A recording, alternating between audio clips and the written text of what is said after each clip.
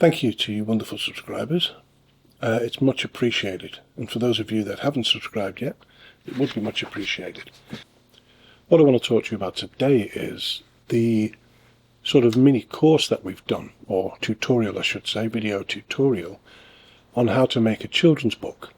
It was in 12 parts. Today I've got a little bit of natural light going on. I've got the doors open and a vehicle going past there, so you could hear that. But it's so hot here at the moment in the UK. It's probably the third day of summer, so I think we've got one more left. I think that might be tomorrow. we have it bad for summer, especially up in the north. But yeah, it's roasting. I think it's going to be 38 degrees today, so I'm letting in a little bit of air and a bit of light instead of having the lights on in here. And yeah, so anyway, the little course or tutorial again that we've been working with, 12 parts or 12 videos, individual videos over the last couple of weeks. And what I've decided to do now is I've decided to put all those 12 parts into one video to make it easier for some people to find their way through rather than going from one video to the next. I appreciate that some people aren't really computer savvy, if you like, and finding their way around something like YouTube isn't always easy. You could type my name in, Stephen Peel, and you will get that at the top, really, I think, because it's checkmarked, so I think they sort of favour that.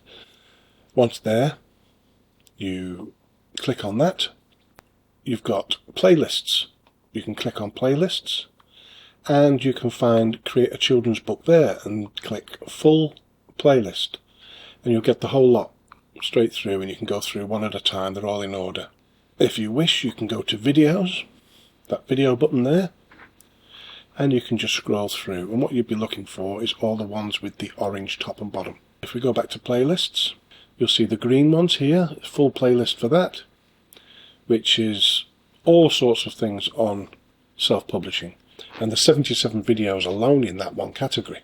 So what's going on with this video? Well, it's over 2 hours long and packed full of information.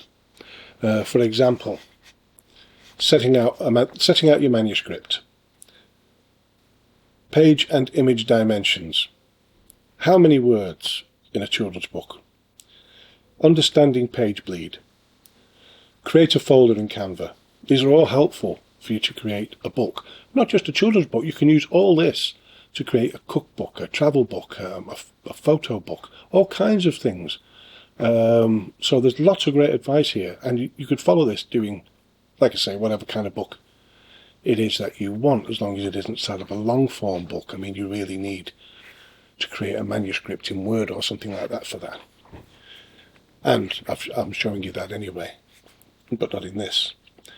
Double page spreads, title page, pseudo double page spreads, individual book pages, how many pages in a book, preparing your manuscript, page numbering, book cover using template, entering details on KDP, HTML description, pricing, expanded distribution, rejected manuscript. Yeah, that's right, we had a when I first published the manuscript that we've been working on with all this, it was rejected.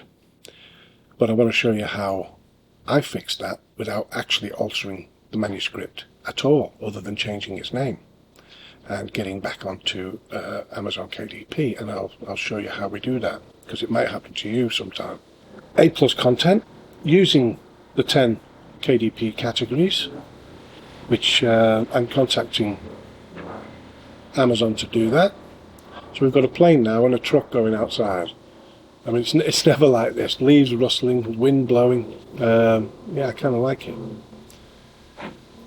Requesting your categories, book purchase and arrival. So the whole thing goes from, there's 22 different items in this video, and I'm absolutely positive at least half of them, are going to be helpful to those who aren't even doing a children's book. So yeah, enjoy. It's took me a few days to put this together from the 12 videos. So do me a favour, at the very least, give it a thumbs up and maybe share the video with some friends, share the channel with some friends, and that's how we're gonna get ahead here with this. And subscribe if you haven't. So let's get going. Right, so the first thing we're going to do is custom size. We're going to go for inches. I want bleed on this, so instead of 8.5, I'm going to go for 8.625 on the width. So we're adding 0.125 to the width. That'll give us enough bleed. And for the height, we're going for 8.75. Now that's 8.5 plus 0.25. So that's 8.75 on the height. So yeah, I mean that's quite straightforward, but that covers us for the bleed. So we create new. But just temporarily for now, I'm just going to put a bit of a title in. Jacob and the Dinosaurs. And we're using the author name of Steve Jacob. That's myself and my grandson. I'll make sure it doesn't have to be inside the box because we've gone full bleed. But I want it to be because I want it to look nice and neat. But it doesn't really matter because we may end up changing all this at some point to have a better background. So let me just sort of fit that in here. And that'll do for now. Now the next page, we're looking at sort of anywhere between 32 and 36 pages for this. Now, because we're going straight through Amazon, we can really do whatever we want. We can go with 32, 36, 34, 38, 28. It doesn't really matter that much. If we were to go outside of Amazon and we wanted to push it through traditional publishers, we'd be looking more closely to 32 pages, which is pretty standard for a children's book. But we've got a bit of extra freedom here using Amazon. So might as well use the extra pages if it's not costing extra money. And I've done a bit of research there, and between 28 pages and 38 pages, it's the same price to produce in full colour and premium colour in this size of book. So, you know, you may as well have the 38 pages, or you may as well just have whatever you fancy in between sort of 28 and 38. Right, okay, so the next page is going to be the back of, obviously, this first page. Because when we look at our book pages, the cover obviously doesn't count. The first page is an odd number, which is 1. The second page is an even number, which is 2. And we just go all the way through the book. So the book has to be an even number of pages. So if you finished off with 29 pages, for instance, Amazon will make sure it's 30. Or even 32, they just sort of add the pages to how they see fit. So you could have some blank pages at the back there. So try to keep it to even numbers. We don't class that as page 1 in this because it's a title page. It's only when a story starts that you start the page numbering, if you want page numbering. So on the back of this title page, which will be page 2 here as you see, we will create some copyright information. Now what I've got here is copyright 2022. All rights reserved. Author, Steve Jacob for this. Now that's all I need. So for this book, this title, this whole setup, there is now a copyright in place. But we'll keep it small. We don't want it any more than 12, and ideally get it down to about 10. Right, okay, so then we get to the first page. What I'm going to do is I'm going to refer you to a video that I did about creating double-page spreads and lining them up. So you can, in the meantime, you can have a little look at that video because that's where we're going next. And that tells you all about what we're going to be doing next. But I've really given you a bit of a basic rundown here of what we're going to be doing. But have you got a story? Well, this is always the problem. What kind of story? Yeah, you'll probably have a start and a finish. And really you've got to make up those pages in between.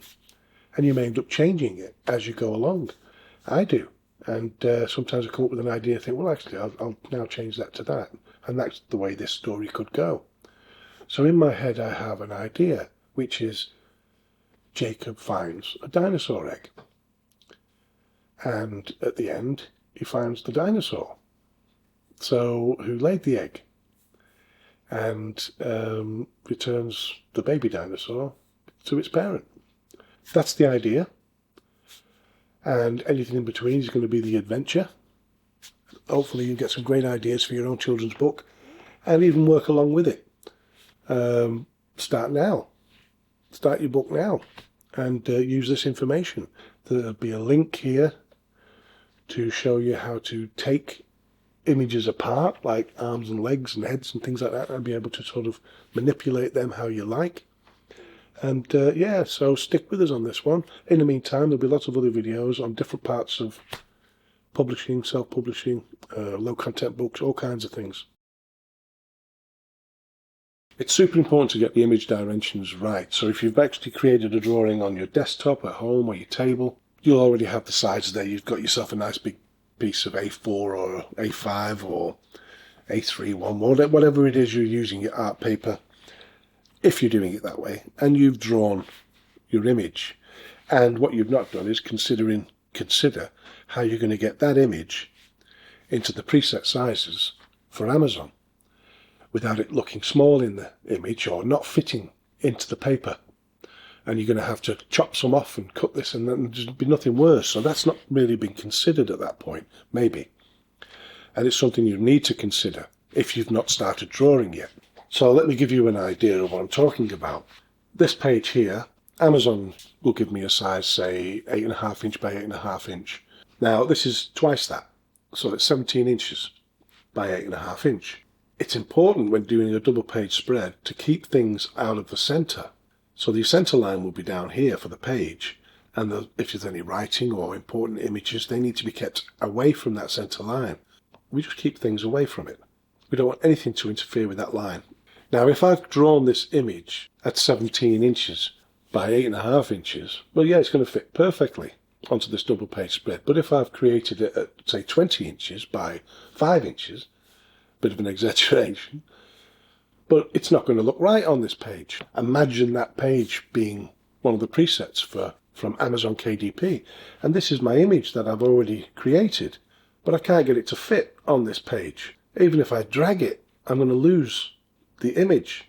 So this is why it's super important to consider the page sizes. And if, for instance, you've already created your image and you're trying to fit it into this is really going to be a problem for you. And you're going to end up either going back to the drawing board with your illustration, or if I just shrink that right down, let's just say, I might be trying to fit it into one side of the page and not go with a double page spread, and maybe have to adapt it, put some text here or something and add something else to it, which would be a real shame because it looks like it would be designed for a full page or a double page spread. If I went for a square page, that image, okay, it'll fit, but I've got nothing at the top and nothing at the bottom. So again, I mean, I could move everything up, and I'd try and move that up there, and I might put something else down here, but I've got to keep messing about with it. And it wasn't how I designed the image. Priority one is consider the book size before you create your image, because then you can create your image to those specifications, to those dimensions. So if it's 8.5 by 8.5 inches, you want to do one side of the page, a single page instead of a double page spread. You could create your image, you can draw it on your desktop at 17 inches by 17 inches or 34 inches by 34 inches, because once you've scanned it and you've put it on your computer, or you've been down to the printers or vehicle lettering company and asked them to scan this big image that you've done into a couple of files for you, you'll be able to shrink it. You'll be able to drag a corner and shrink it right into that size of the page. So this is why it's super vital that you get those dimensions right first.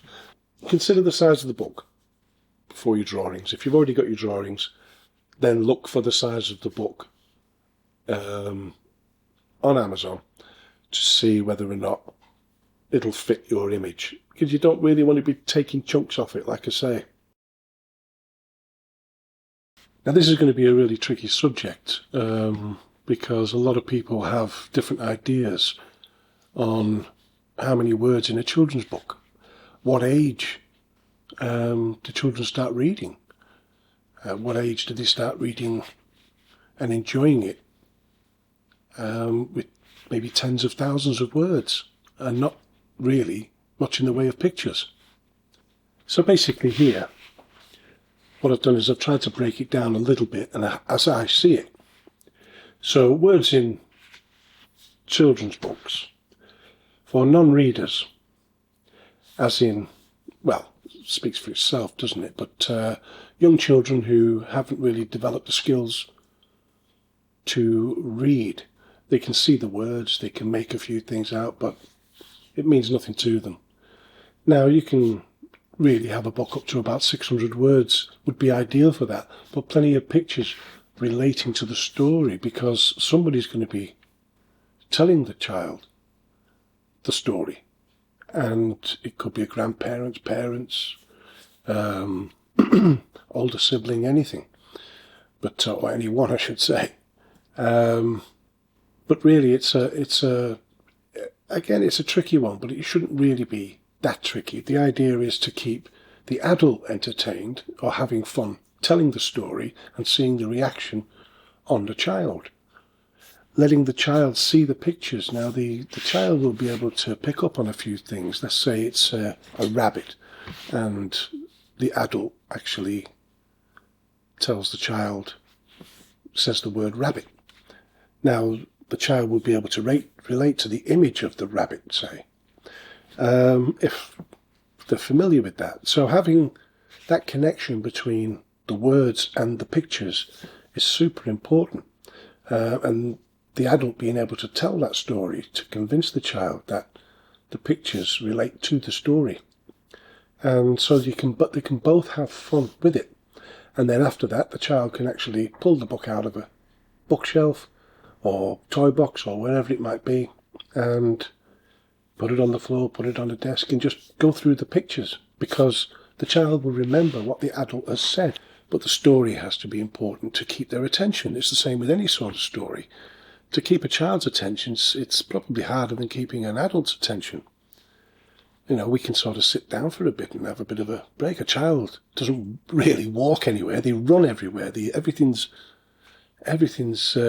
quick. Everything's on the go. So yeah, I mean, that's pretty much it. It's a short video. It's just I got asked how many words are in a children's book. And as many as you want. But there are some guidelines, you know, font sizes. So the younger the child, the bigger the font when they're at reading age. Or even for the narrator, whoever it is, a family member or whatnot, can read the words and they don't take up little bits of space on a page.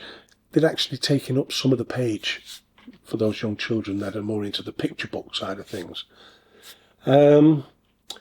For the older children, yeah, like I say, keep the font a bit smaller until they're adult-sized fonts and keep the big words out of there, keep the complex arguments or situations out of there.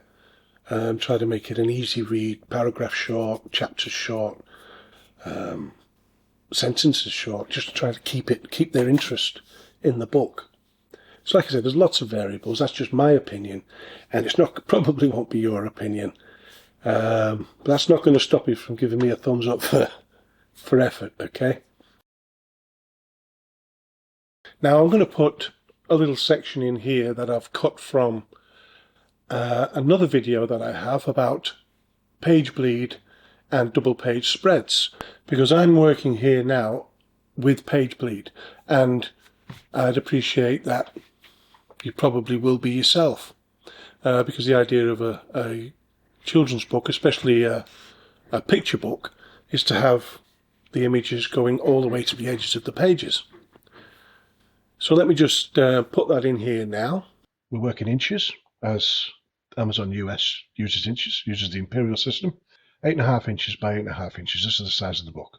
We want to add the bleed. What we add to the width is 0.125.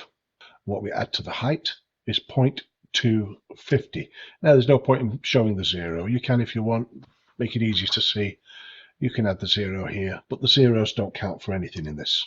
And when you're adding your height into the resize, you don't need to add the 0. Keep it simple. You want to add 0.125 to the width, which will take it to 0.625. So the 500 plus the 125 is 625.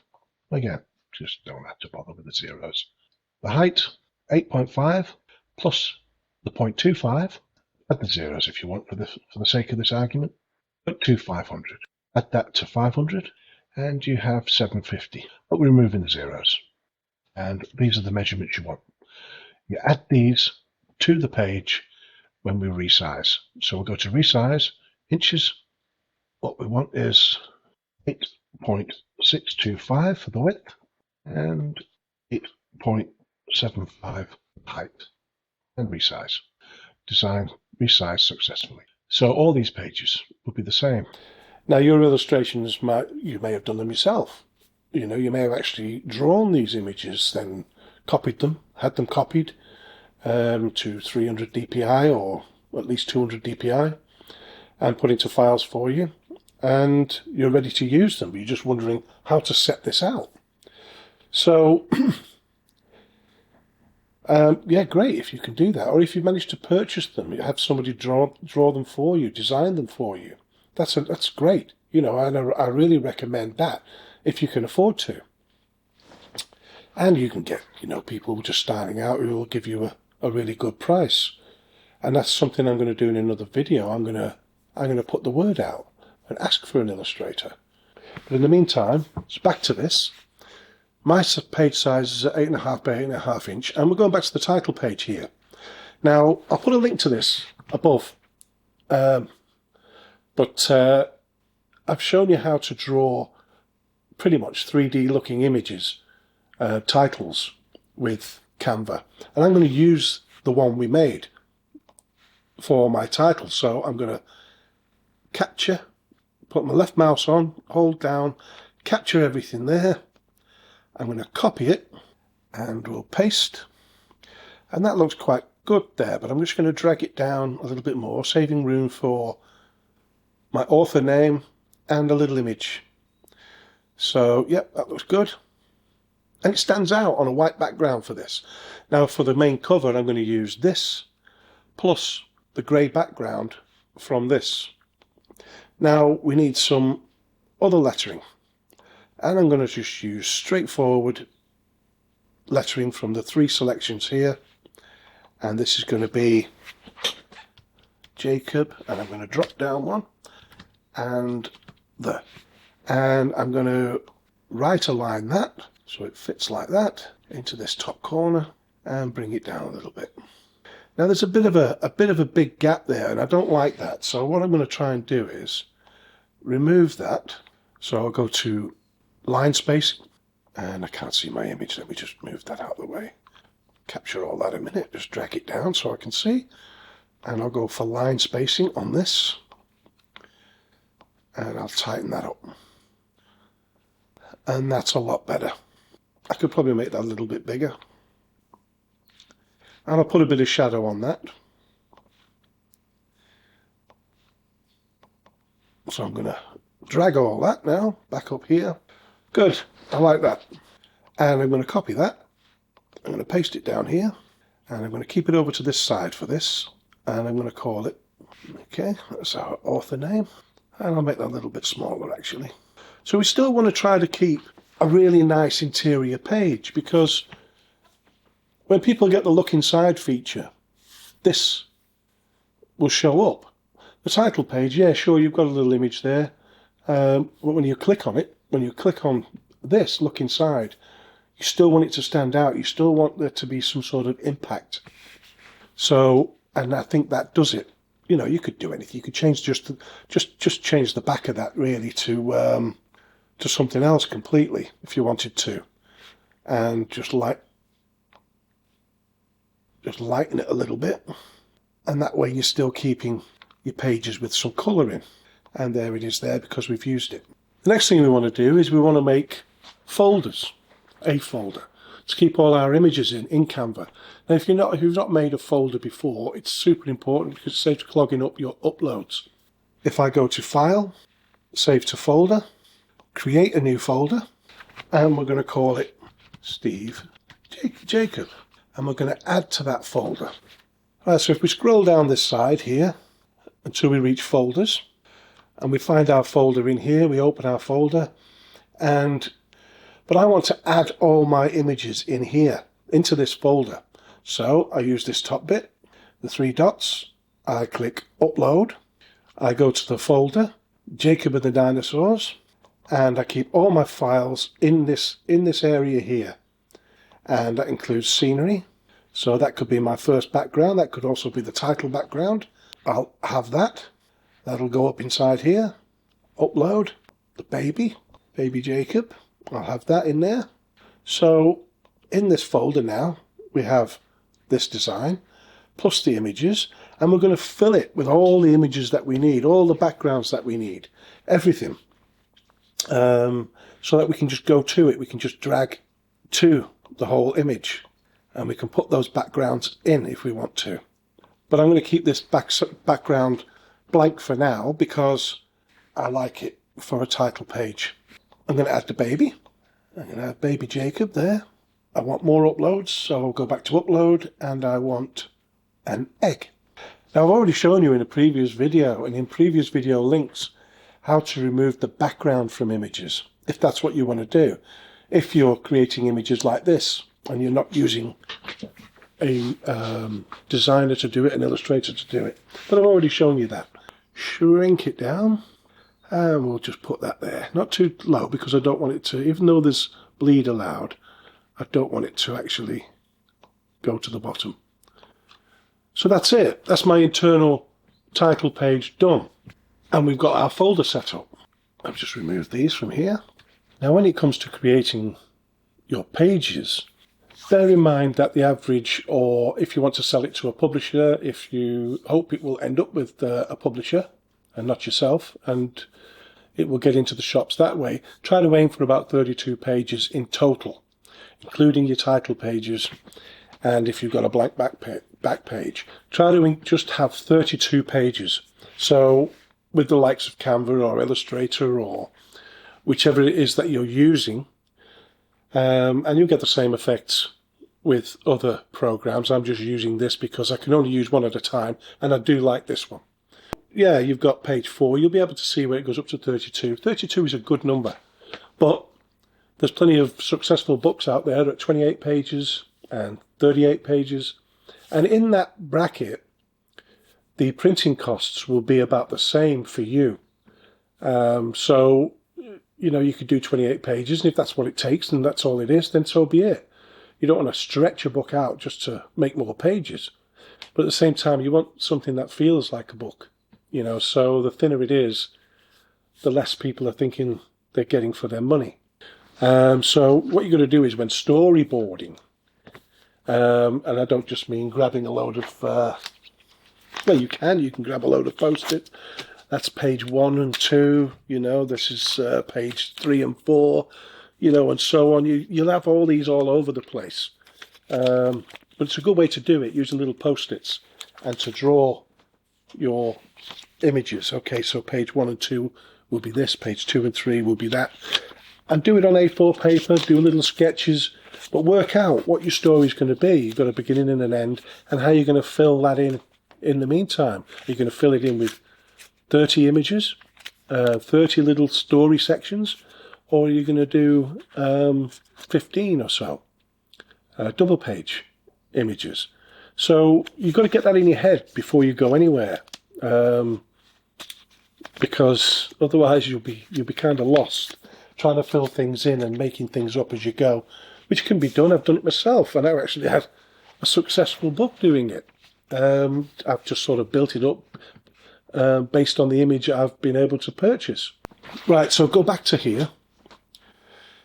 Now then, you can do a double page spread without actually a double page image. What I've done with one particular book, and I'll show you that now, I've taken the words out of this because it's really for adults. It's an adult type of book, really, bit of a funny one. What I've done is I've got the images and I've coloured the background. Right, okay, so we've got this buzzard here, this vulture. Now what we're looking at is, in order to create what looks like a double page spread, I've put in this pathway. Same colour backgrounds, and the pathway coming up this way. So we've got these two characters on every double page spread. You know, I'm just giving you an idea how I've used individual pages to create the look of a double page spread. So when that opens, page 2 on this side and page 3 on this side, which is that one, will open up and it'll look like one, because the text will describe what is going on in the whole of the picture. And it works really, really well. And yeah, I mean, I laughed my socks off when I was trying to create this. Page 4, which is on the left hand side as you open it, and there's the vulture getting hit by a little something from the donkey. But again, the wording is missing, so you can't really get the gist of it, but you can see the connection. And they're single pages, so they're much easier to do than double page spreads. But once you get the hang of double page spreads, and I'll show you that in a minute, you'll sail through no problem. So whatever images you've had created, or you've created yourself, or whatever, you're doing something similar like this, you'll have no problem doing double page spreads. It's just an idea, this, and it worked for me in this book. Now I'm going to show you a cut from a video I've already done. Here's the link here. There. Upload that double page spread. Once uploaded, we drag that image from the uploads onto here, onto this page. It'll open up fully and expect us to set it as a background, which is basically what it'll be. Now we're going to move it quite far over to this side, and the bottom will be pushed up. This is important to get the alignment here on all these things. The bottom will be pushed up to meet. Don't worry about the top. You could do it the other way if you wish, if you're wording slightly out or whatever you want to do. We'll push it up and we'll keep it slightly off the edge here. And we click the outside of the page. That's the first one. Now we go to the second, the right hand page, and we drag the image again, or copy it and paste it. So now we want to move all this over here. So again, keep it pushed up. Now this is one of the biggest failings, you see. What happens is people don't, they leave it in the center where it sits, or they forget and they move it to the bottom. This is all important. So now what we want to do is we want to have a look for something, anything. We go down here and we have a little look. There's nothing that really stands out. So let me double click on that again and see if I can move it to somewhere where, see this little gap in the cloud? I've put the line right in the middle of that, pretty much. So we'll come out of that. Now we'll open this up and I'll move this image so that gap in the cloud is right there. And remember, keep it pushed up.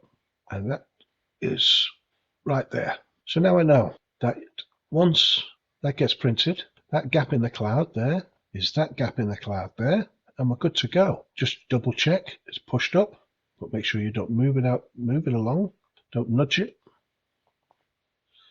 And just double click and make sure it's still set there. And that's your page. That's your double page spread. And when you open a book, all these lines should line up nicely. So what we haven't got is something like this. There's nothing worse than opening a book and finding none of these pages meet. And yeah, okay, it's a little bit of an exaggeration. I could move that up a little bit.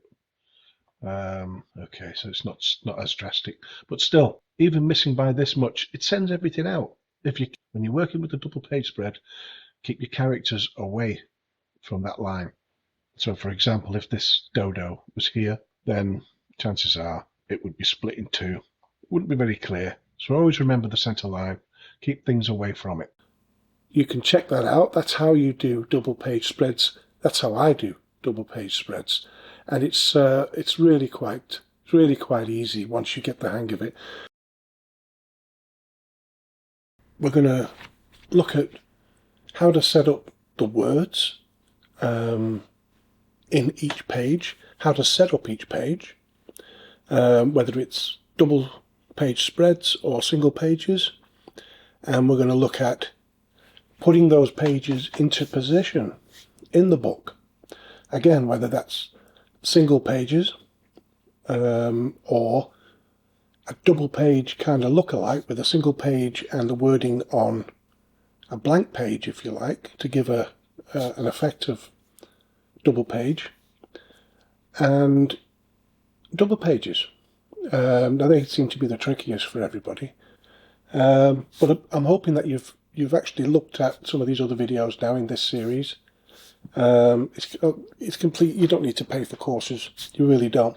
I hope you've got your little story together and how many words you want it to be. Now the best thing to do is to write your story down, either in a spreadsheet, on a Word document, Google Documents, if you're using Apple, I don't know, whatever it is you use with Apple. So as you can see here, I've got 668 words in total for Jacob and the Dinosaurs, the book that we're working on. So on here I've got 36 single pages. We're looking at my book having the title page. When you turn that over, you've got your double page spread. Here's a book with the cover, obviously, but there's nothing on the inside of the cover, again, obviously. Then there's the title page. On the back of the title page is the copyright information. Then the book starts. Now you can do this with single pages because it doesn't really matter. It doesn't matter how you do it. One page after the next, page after the next. But sometimes people like double pages where both pages are one image and one little part of the story. So instead of saying 36 single pages, you'd have 18 double pages. And so you've got 18 images spread across instead of having 36 separate images. So it can be easier that way too. So, you know, if you're paying for images, which is often the way to go, however you do it, whether you're actually buying art already and a license to use it, whether you're getting an illustrator to make things especially for you, or whether you're using subscription to image sites in which you're paying for, and you know, you can get those images and backgrounds and everything else you need there. Of course, you can always get things free too, you know, but you usually have a better chance of getting better images if you're paying for subscription. Now here's a book made up of double pages, and I think it looks fabulous like that. I think it looks really good. It gives the children a bigger picture to work with. Obviously you make sure there's nothing down the centre, but I think it works out really well, and especially if there's plenty of colour. So let's get back to what I've done here with the wording. I'll divide the 668 words between 36 single pages.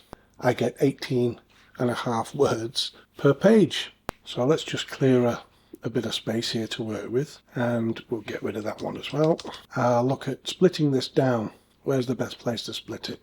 And that'll do. So now I've got a sentence for each page, and that's the way I will try to break up the whole of the book. How many pages I want to put text on, how many words are in my story, and how many words per page will that mean? Then of course I've got to look at what's happening in that image, in that illustration on that page, and I've got to make sure that these words relate to the illustration, and that's how I would do it. So yeah, the story comes first. Get the story down, and be happy in the knowledge that you can have a perfectly good children's book in under 1,000 words. And when I'm talking children's book, I'm talking young children, for stories that will be read to them, or they're just getting a grasp of some of the words, or getting a grasp of all of the words, but only just. You know, you get away with it under 1,000 words, no problem. 500 words, it really depends. You can do the whole book, as I've said before in a previous video, with no words at all. So it really is up to you, but try to think about it. Try to think about the audience. You know, who will be reading this book? Will they be reading it to somebody? And then create your story and use words appropriate. Yeah, got all your words. I want it into 36 single pages, 18 words roughly a page, and I'll break it down like that. Then I'll add the images that I need for this page, the images that I need for this page, and so on, until I've completed the whole of the book. And of course I might have to tweak it a little bit. You know, it might, that doesn't sound right there, or maybe that doesn't fit in that section where I want it to, so I'll juggle about with it. But before I even get to that point, what I'll have done is I'll have gone over all the words. I'll have proofread them a couple of times. I'll have double checked them. I'll have put them in a Word document like this. I'll use, like I've got here, I've got Grammarly. So it'll suggest words for me, like this bath time was special, I put. But it wants me to put exceptional. Well, I don't want that word in there. That's too big a word. And it's too formal. Now, I'm not affiliated to Grammarly, so go for it, you know, and they've got an online app, free. And obviously you can pay for the prescription. You won't have to pay it. But the subscription. So, yeah, we've got that part. Get it checked. Go over it and over it. If you know someone, you can send it away if you want to pay for that. You know, you're talking, like I say, in my case here, you know, there's less than 700 words. It might cost me 30 quid or something for somebody to proofread that. I had the background here in a kind of pale blue, but I didn't like it. I just took that off just now. I prefer it just white on the inside page here because it's only the title page, but I wanted everything to stand out. I could have had the copyright information on the back of the title page, which is fine with a normal book, but I'm using a double page spread. So if you're using single pages, yeah, you can get away with that. But if I was to put the copyright information on this page, then I've got a blank page here really, because I can't start the double page spread till the following one, because it has to be an even number this side and an odd number this side. That will open and look like the double page spread. If we go back to this, page 2 would be the copyright page, and page 3 would be the odd number. And there's nothing really I can do with that. You fill it full of rubbish or add a bit more information or put another title on. That's no good. So I've had to move everything onto the title page. That will give me page 2 and page 3 opening, even, odd number, opening up as a double page. So let's start putting in the images that I hope you've been making, or you will be making. If you've used an illustrator, then you'll have told them that the book size is going to be whatever it is. And we did all that. I'm going to now put a double page spread in here. So what I've done is I've uploaded. Let me move this over here a little bit so you can turn in my head. Right. I've uploaded the double page spread as a whole. If you're doing it in Canva, I suggest you make the image as a double page spread. So if your page is at 8.5 by 8.5, or even 8.625 by 8.75, allowing for bleed, just make this 8.5 by 17. You don't have to add the bleed to this image. In order for this narrower image to fit the broader image of the bleed page, it will stretch. It will be stretched by Canva, and the edge, the end, the bit that we need at the end, either end, and I'll show you that in a minute, so that we can maneuver the image, will move out. So that probably sounds dead complicated, but there is another video just on that, and I'll put a link to it. We've got the image here. Now, I've done this as an example too, and having each individual item that I can maneuver. The text I've already put on. Now, I don't always do that because I don't know where it's going to end up. Here is the centre line of the book, so I try not to put anything of importance in there. Now, depending on where this ends up, and you'll see that shortly, I don't want it to interfere with that when the book is open. I don't want to have to squash the book just to get to see the text. So sometimes it's handy just to put the text in afterwards. So I'll show you what I mean. Now, I would download this. Once I've created an image like this, I would download it as it is, as a picture. Now, whether I choose to put the text on after or as it is now, you know, it all really depends. Depends what mood I'm in. But you can choose to put the text in after if you wish, and it's super simple with Canva. So I'm going to look at it that way for you. Right, so here's the image that I've just dragged into position. I've taken the text out and the background for the text. So if I double click on that, I've dragged it across and it's turned into the background in Canva. I can now move this image all around. So I'll move this across here and just leave it off this edge a touch, but I'll have it pushed up off on the bottom here. See the bottom line here? I'll push it up so that I know I've got a straight line there. I've got it right on the edge, but I'll leave a little bit off this edge here. Now I'll let go. So okay, so I've got this little bit of curtain here on the corner, and that's what I'm going to aim for on the second page of the double page spread. So I can just simply double copy that and paste it in, and double click it and keep the bottom up, drag it right across, and what I'm looking for is that little bit there sticking out. And how much of it's sticking out. I can just see a little tiny bit of the curtain there. So I'll have that. That's right there. And it's pushed up off the bottom. So there's still plenty of space on the top. There's plenty of the back image on the top. So that's not a problem as long as the bottoms are at the bottom. And that's it. So if I zoom out a little bit here, that is our first page, our first 2 pages as a double page spread. Now when it comes to the text, I've left the text off on this picture, but we can add that in at any time. We can add that in now. So here's a couple I've prepared earlier, just a simple background. And you can do that by going to Elements here and picking a frame, a background for that. And you'll see shapes, squares, and all kinds of things with the corners cut off. If you don't want one, you don't have to use one. But I like the background to stand out. So I'm happy with that there. It's out of the way. It's got everything in place.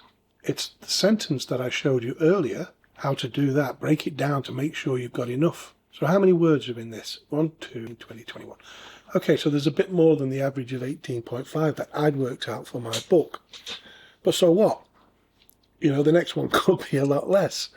That's the first 2 pages done. And I'll continue. Let me just get rid of this.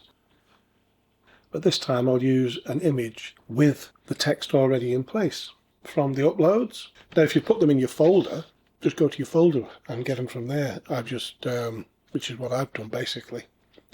And I showed you how to do that in a video too. Here we go with this one. And we're dragging it across. Leave a little bit and make sure it's pushed up, and then we let it go. Now we can copy it again or just drag it again. So if I copy that, add a page, paste, double click and move it that way now.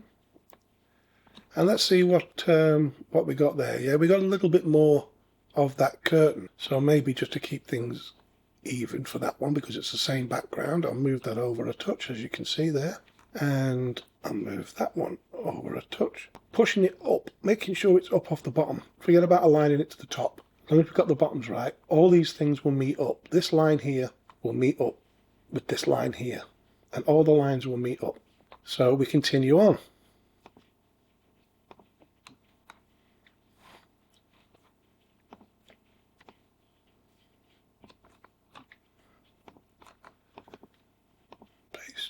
Double click and move it across. Let's have a little look, bit of that on there.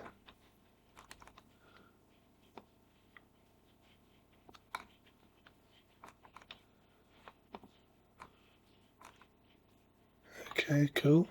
And the next one, and so on and so on. Well, that didn't take too long. My coffee's still quite hot. But yeah, that's it. That's the interior done with double page spreads. So what I do now is to download, and I've got all 38 pages because I've just added a blank one to the end.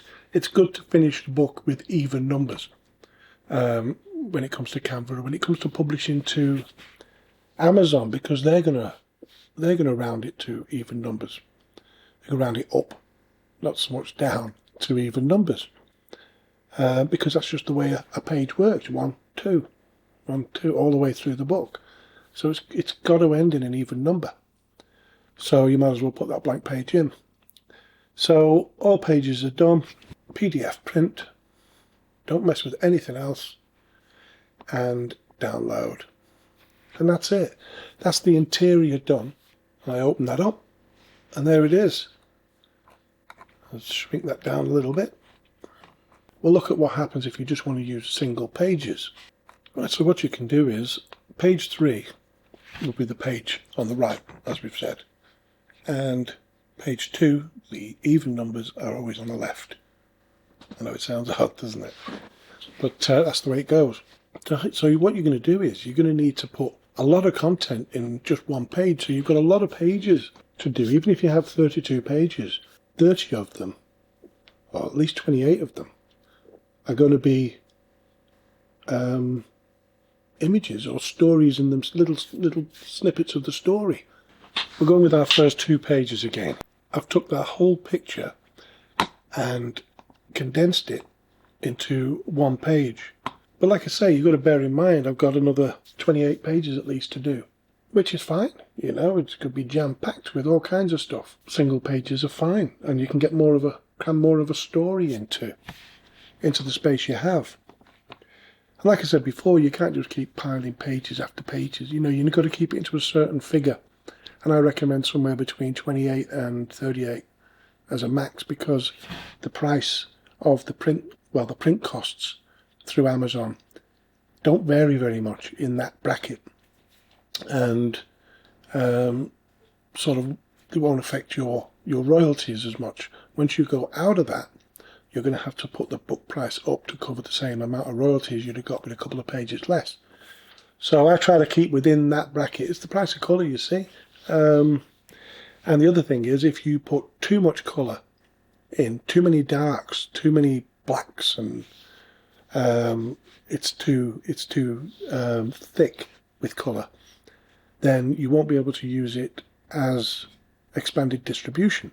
So keep the colours like this, pastel-y if you can, for the most part, or light, or don't take as much space up with your images. So how do you work this? Could you make this into like a double-page type spread? Yeah, I suppose you could. I want the colour of this first page here to look something like this, to match this. So if I click on the colours, I've got all the options here, see all, and it will give me this room here, the room colours. So I could put a bit of a pale blue in there, or maybe that one, and I could add the text into this area here, just the text. So remove the text from here, put it in here, and maybe add to the story if you wanted, but make the text bigger, do what you wanted, but stick that there, center it, and no text in here. So really you've got that explaining that image. You could get away with that as a double page spread, and it would still look quite nice. So that's about it really. Yeah, I'd like to see some of the results. Send me a link or whatever else if you've managed to publish anything. I'd love to have a little peep. So yeah. Now you don't necessarily have to have numbers in a children's book. And children will just flick through, and an adult will flick through and through. But it's handy. It gets them used to the fact that there are numbers in pages, usually. And they get to locate certain things. A child will probably have an idea straight away. They'll just open a book, and it's like magic. They find whatever it is they're looking for a lot quicker than we could in some cases, and without numbers. But numbers help them to see how books are structured, and it's good for the adult. It's good to find something specific in a book. It's on page whatever. And so yeah, we're going to add the numbers. Right, so the first thing we do is we get the text, and we use the small text here, and we'll go even smaller than that. It doesn't have to be much for a page number. You don't want it to interfere with the story. You won't have a page number on the title page.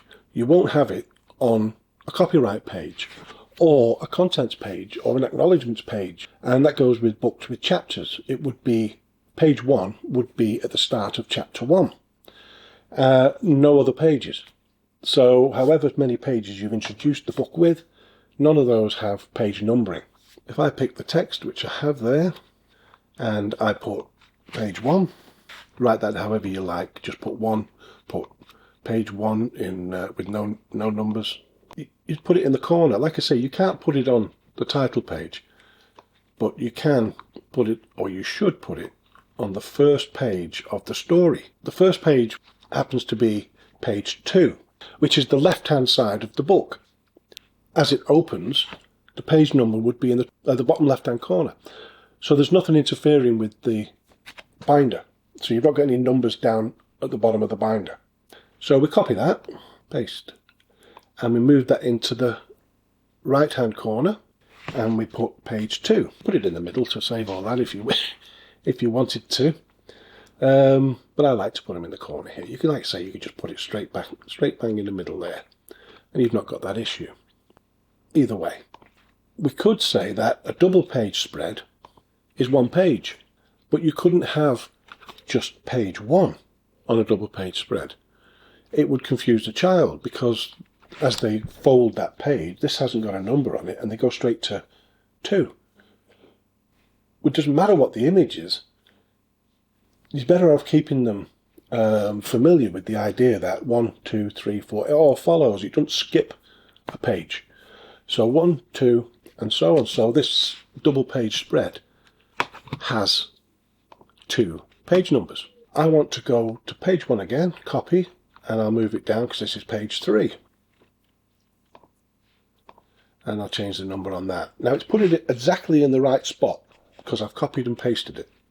But it's always worth just checking that it fits in that corner. Copy page 2 and move down to page 4, and that's page 4, and so on. And we'll go right through the book like that. Now if you hit on a patch that's a dark background, you can just change the colour of the text, just to make it stand out. Rather than it just being black and looking like there's no page number, I like to make sure that there's a page number visible. And if you didn't want it to stand out too much, give it a grey. Just give it enough for it to show. It doesn't have to be bright white. That's about it. So we'll go right through all the pages, putting the numbers in.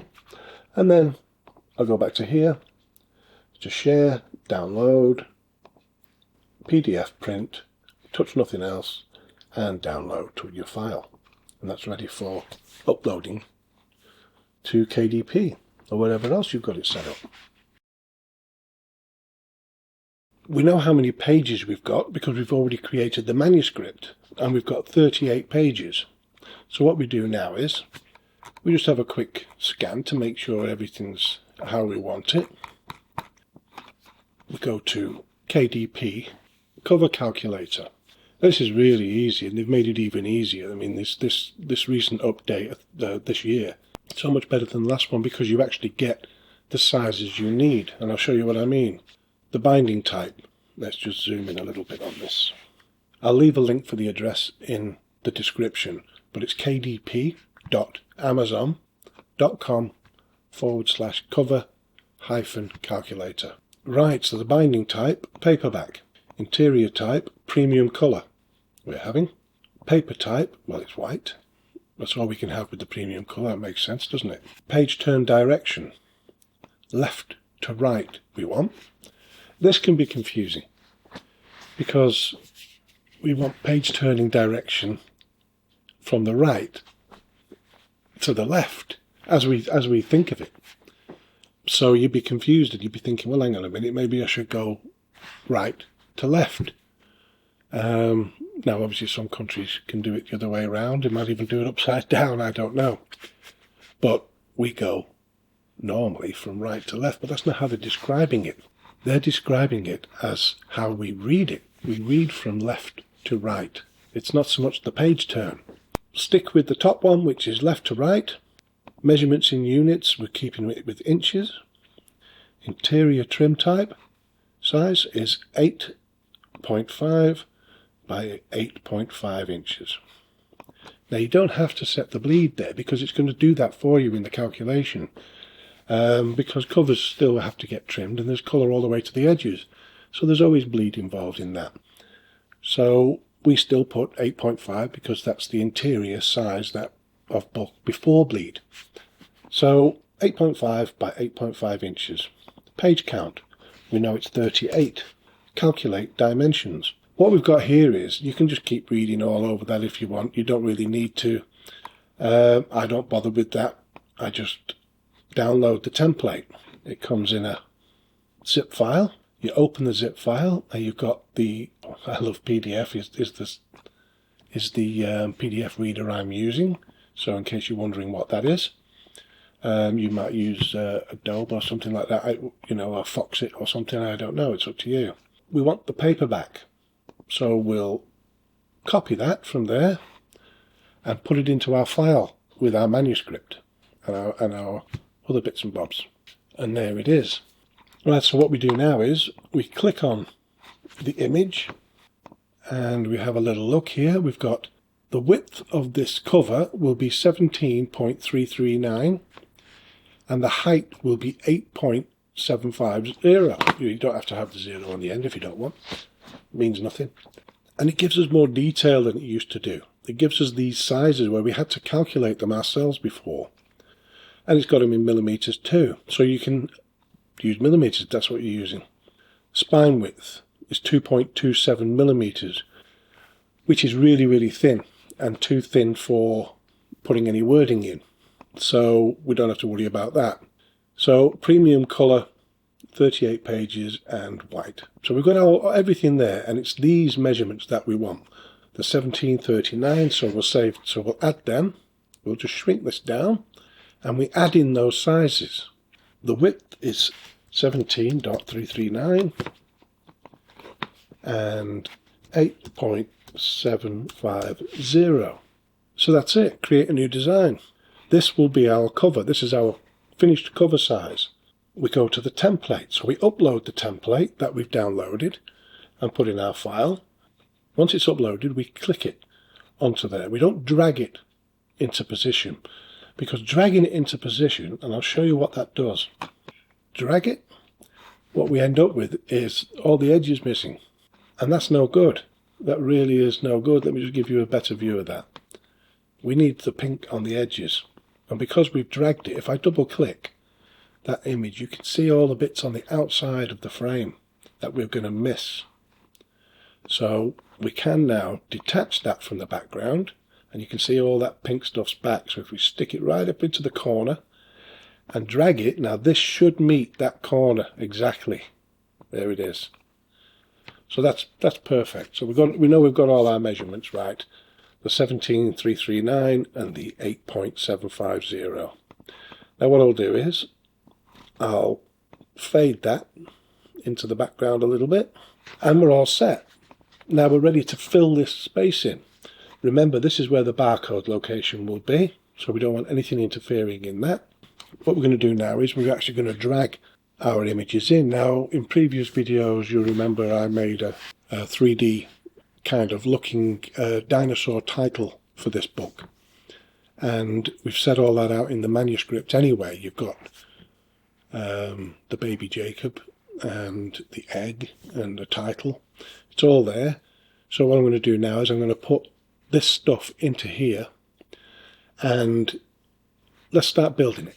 Well, first of all, I want the background, and I've chosen backgrounds in Canva.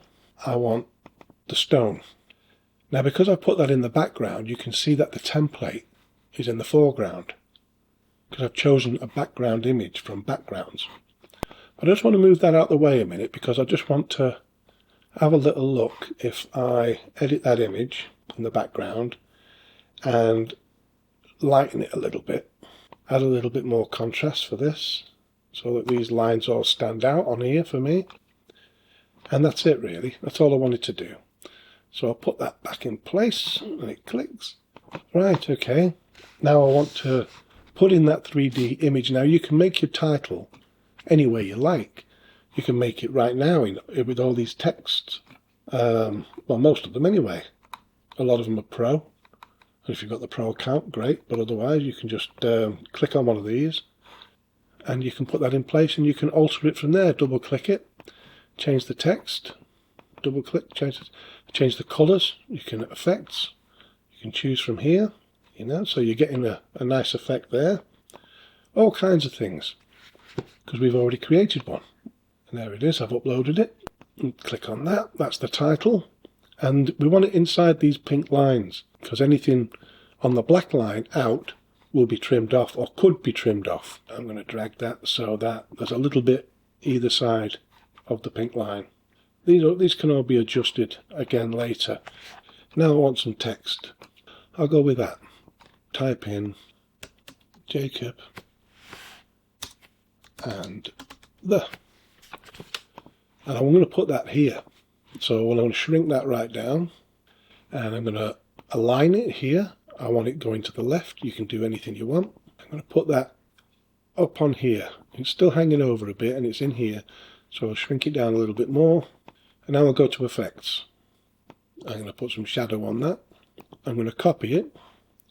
I'm going to paste it over here. And I'm going to do some more work on this one. I think we'll have that on there. And if I place that over the top, let me just edit that a minute. Thickness, offset, direction. I don't want any direction. I don't want any offset. And that gives me that nice clean look. So it's Jacob and the dinosaurs. And maybe it's still a little bit too big. Yeah, maybe that could do with being a different colour inside there. So maybe something like that. Right, okay, I actually like that. What I want to do then is, I'm going to put an element. I'm going to use a square. I'm going to drag that right down there. Drag it across here. Drag it across here. Now I can put this banner that I'm going to be using right across the barcode, because I'm not putting any text in it. The barcode will just go straight over the top. But I'm going to put some text in here. Okay, now that little dotted line that appears here gives me a central look to the text above and to the middle. For children of all ages. And I could always make that bold. What I'm going to do now is I'm going to add Jacob. And I'm going to give him some shading. So I'll edit the image, choose shadows. Okay, so it gives us some shading, and I want it to come downwards like this. Okay, and we can use the little graphic equalizer looking thing there. And this will give us the offset, make it bigger or smaller, and I'm going to make it as small as I can. Transparency and blur. Yeah, keep a bit of blur in there. Apply. Now I'm going to send him back to the back. So I'm going to now make that one a little bit transparent, and I'm going to send that to the back. The text, I think I'll make that black with Jacob having his little white nappy on there. Okay, and I'll send that backwards. I didn't want to send that to the back, it would have gone behind that green banner. Okay, just check everything. Yeah, it's looking really good. Right, okay, now we want an egg. Now for this, because the egg is about the size of Jacob, I'm going to take it off the screen. So we've got his little smiling face and this giant egg. And I'm going to send it backwards. Right, okay, so we've finished messing about like that. I can just move that out of the way for a second anyway while I do this. Now what we want is Jacob's friend, which is a dog, Marley. Now I want to change the colour of Marley. So I'm going down so that it's all the same throughout the book, and I've made him a little bit redder.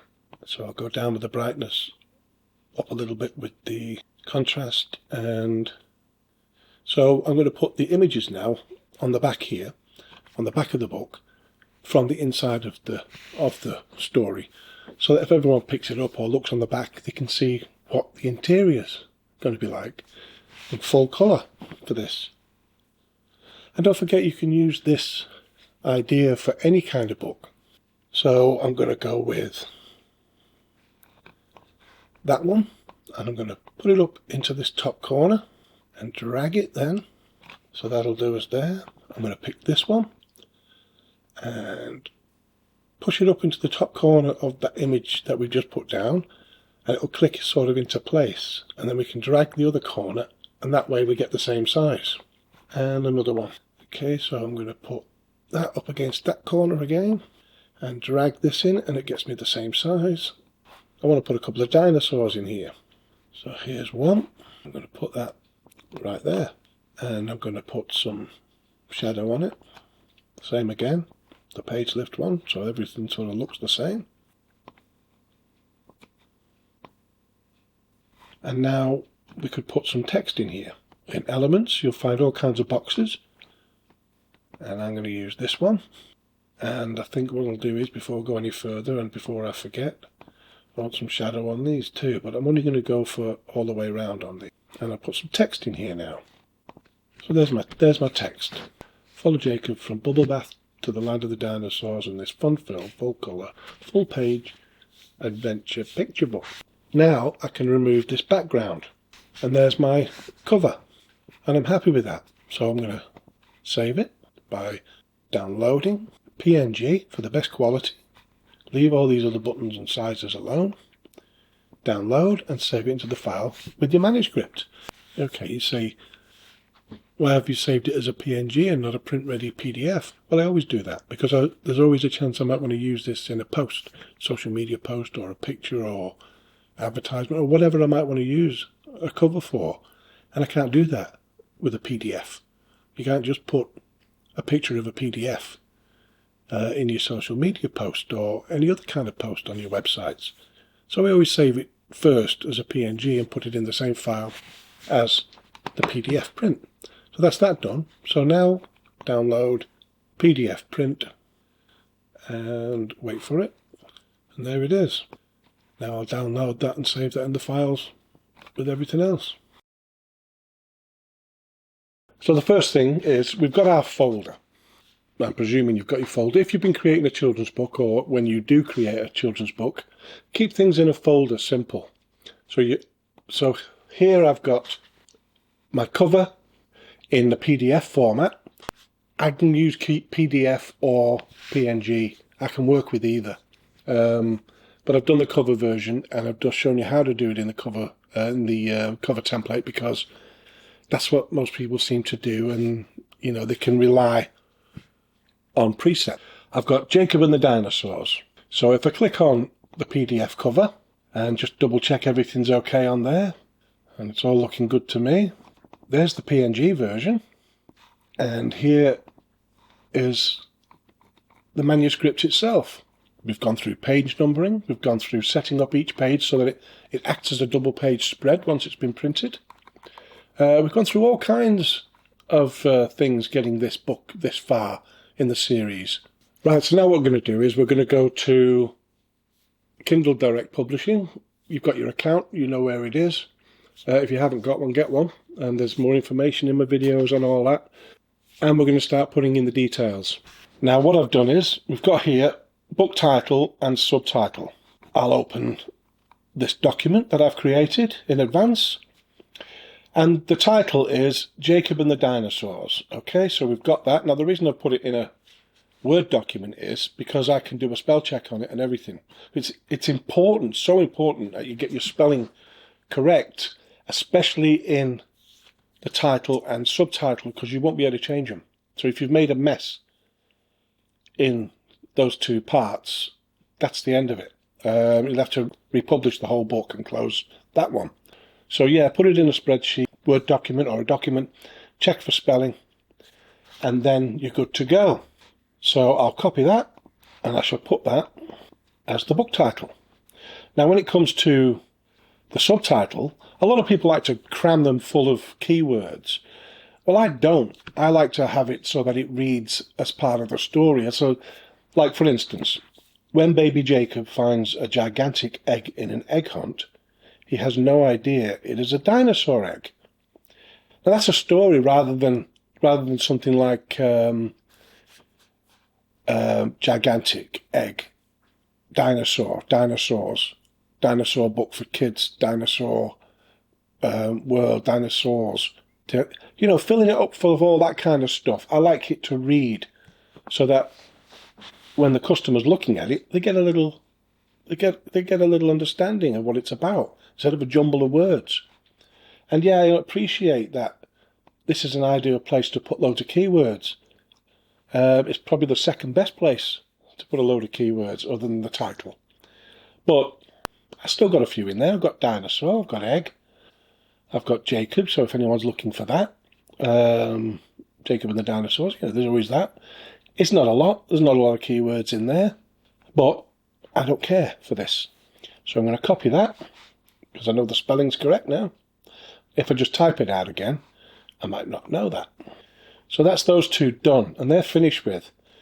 Now, I've told you that this book is, you know, dedicated as well to my grandson, Jacob. He's not 2 years old yet, and he's the cutest little thing. And I've got a little picture here of him.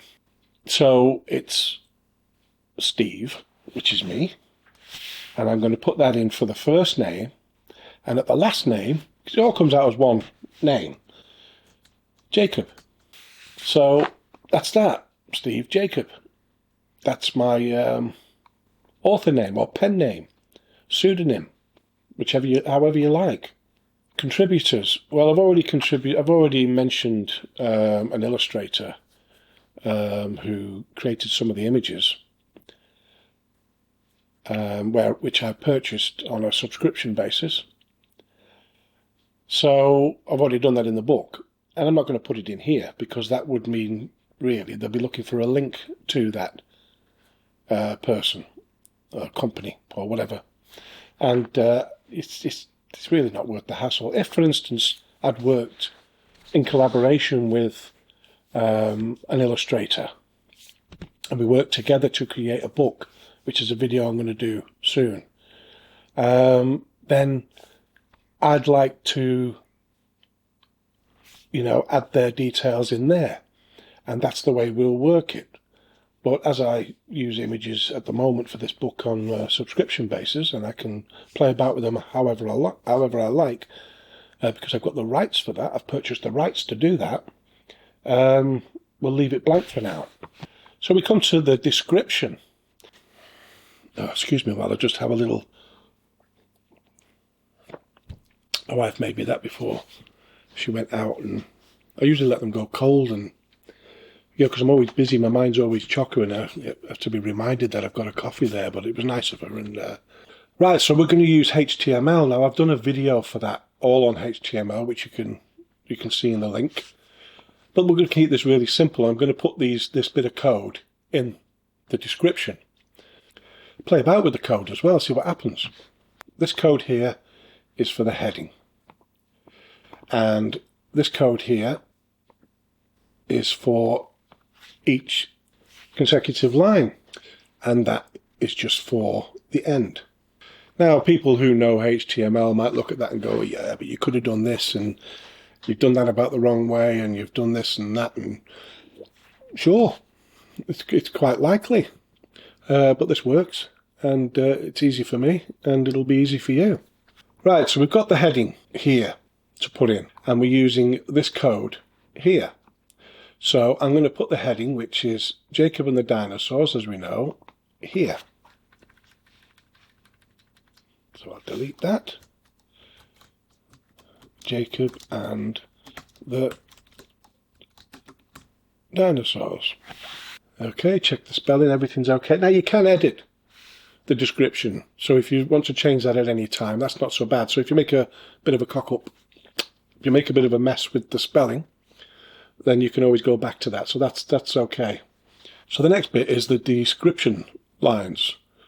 So we've got at description here prior to that. So this A will end up starting right here at the end of this code here. We're going to remove that for now. So all we're left with is this. Let me just move it out of the way from that bit of text there.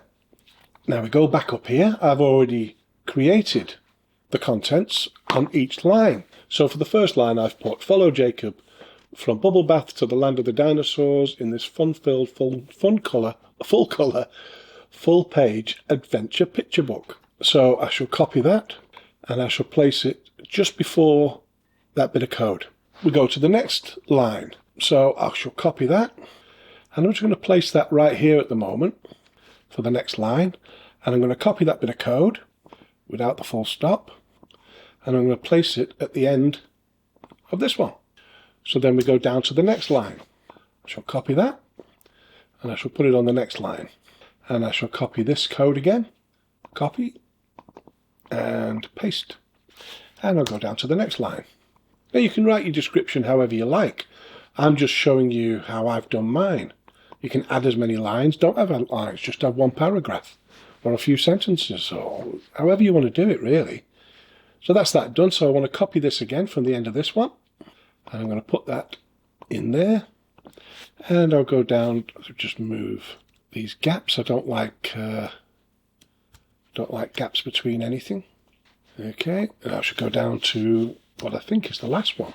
So now I want to put an end to it, which is simply this little one. Now if I just remove this, where I described it was a heading, I remove these descriptions, this description line information here, where I've wrote it's a description line. So that's everything we need that's going in to our description. Now I'll just close everything up.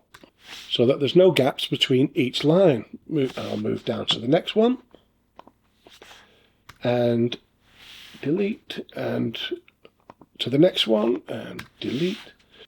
So I'll copy that, and we're going to go to Code Beautify.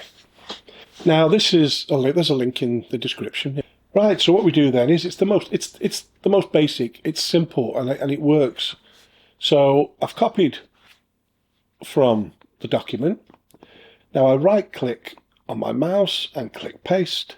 There's all the text gone in, and that's what it's going to look like.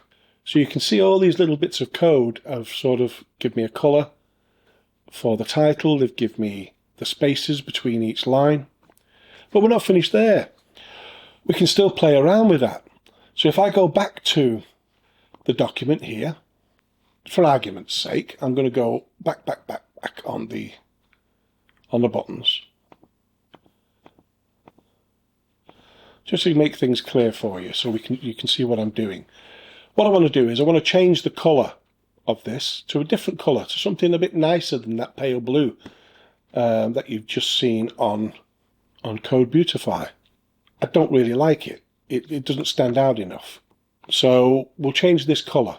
Now to do that, we're going to go to another web page, and the link's there again in the description. Colour Picker. It's for HTML, and this is the HTML codes here. These are the codes for the colour. So what we do is we have a look, we think, well, what colour would it be? And I'll just move that little thing on the mouse there, move it all over the place until I've got the colour I want. And here's a list of colours here. So I'll highlight that by clicking the left mouse and dragging it across, the right click, copy, and I'll go back here on our document, and I'll left mouse, highlight everything, and right click and paste. Right, okay, so that's that in. The code's actually in there. We've changed whatever it was. You can do it manually, you don't have to copy paste. You can just delete what was there and just type it again. I want something at the beginning of each of these sentences in the description. I want dinosaurs and babies and stuff. I want it to stand out. So what I do is, to another web page. Again, it's in the description. I've typed baby in there, and we're in emojipedia.org. It's a great resource. It's free. All these things are free that I've been showing you. And I'm not affiliated to any of these, so I'm not selling you anything. Medium, light skin tone. That looks like a little kiss curl on there, little curl there from for Jacob. So I can copy that, and then I can go back to our document, and I can put it at the beginning of the line. So there we've got a little Jacob, and I'm going to go for a dinosaur. Okay, we've got a sauropod, a T-Rex, and a crocodile. Well, you just skip the crocodile. But we'll go for the T-Rex. I'll copy that. We'll go to our document, and I shall put that at the beginning of there. Now, I mean, it looks black and white, but it might not do when it comes to it, depending on the browser you're using or the mobile phone you're using. We can have a sauropod. We can copy that. We can paste that. And I'm going to give a little space between them. And that'll be that. Those three important points, and that's because I've not got any more dinosaurs, and just leave these two as they are. Just bringing them all up together so it's all one paragraph, if you like. Copy, go back to HTML, highlight all that, right-click the mouse and paste over the top of it. And yeah, look, we've got the little colours here for the dinosaurs in there. I like that. It's simple enough, and we're going to put that code in. And that's that. I own the copyright. Yep. And we've only got 7 slots here, categories to choose from. This is a good one because you get 2 picks here, but you can have as many as 10 categories. And I've done a video on categories, and I'll leave a link to that. But with these here, I'm just going to keep it simple. I'm going to go for main categories, but it's really all you've got here. You can try to get some sort of obscure category, but try and keep your categories relating to your book. So I'm going to go with juvenile first, and I'm going to go with juvenile fiction. And I'm going to go with animals, dinosaurs, and prehistoric creatures. That's one picked. Now I'm going to go with non-fiction, nature, animals, and again, dinosaurs and prehistoric creatures. So they're in two different categories, juvenile and basically non-fiction. But I've got juvenile fiction and non-fiction because, dinosaurs did exist. So they're my two main categories. I will be adding 8 categories.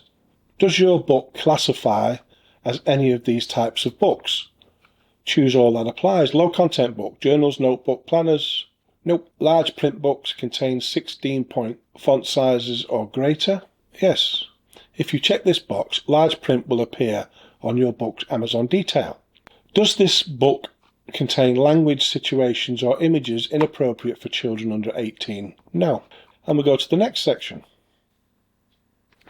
You've got 2 choices. Use your own ISBN or use Amazon's. I've got my own ISBNs and I use them for certain books. If I hope that they're going to get into the bookstores, or I want to push them into the bookstores. Done. That's my ISBN number for my book. Publication date, never bother with that. You can if you want. If you wanted to set a date 2 months in advance or whatever it is, whatever they allow, or, you're just prepping for this book, you can use these dates to say when it'll go live.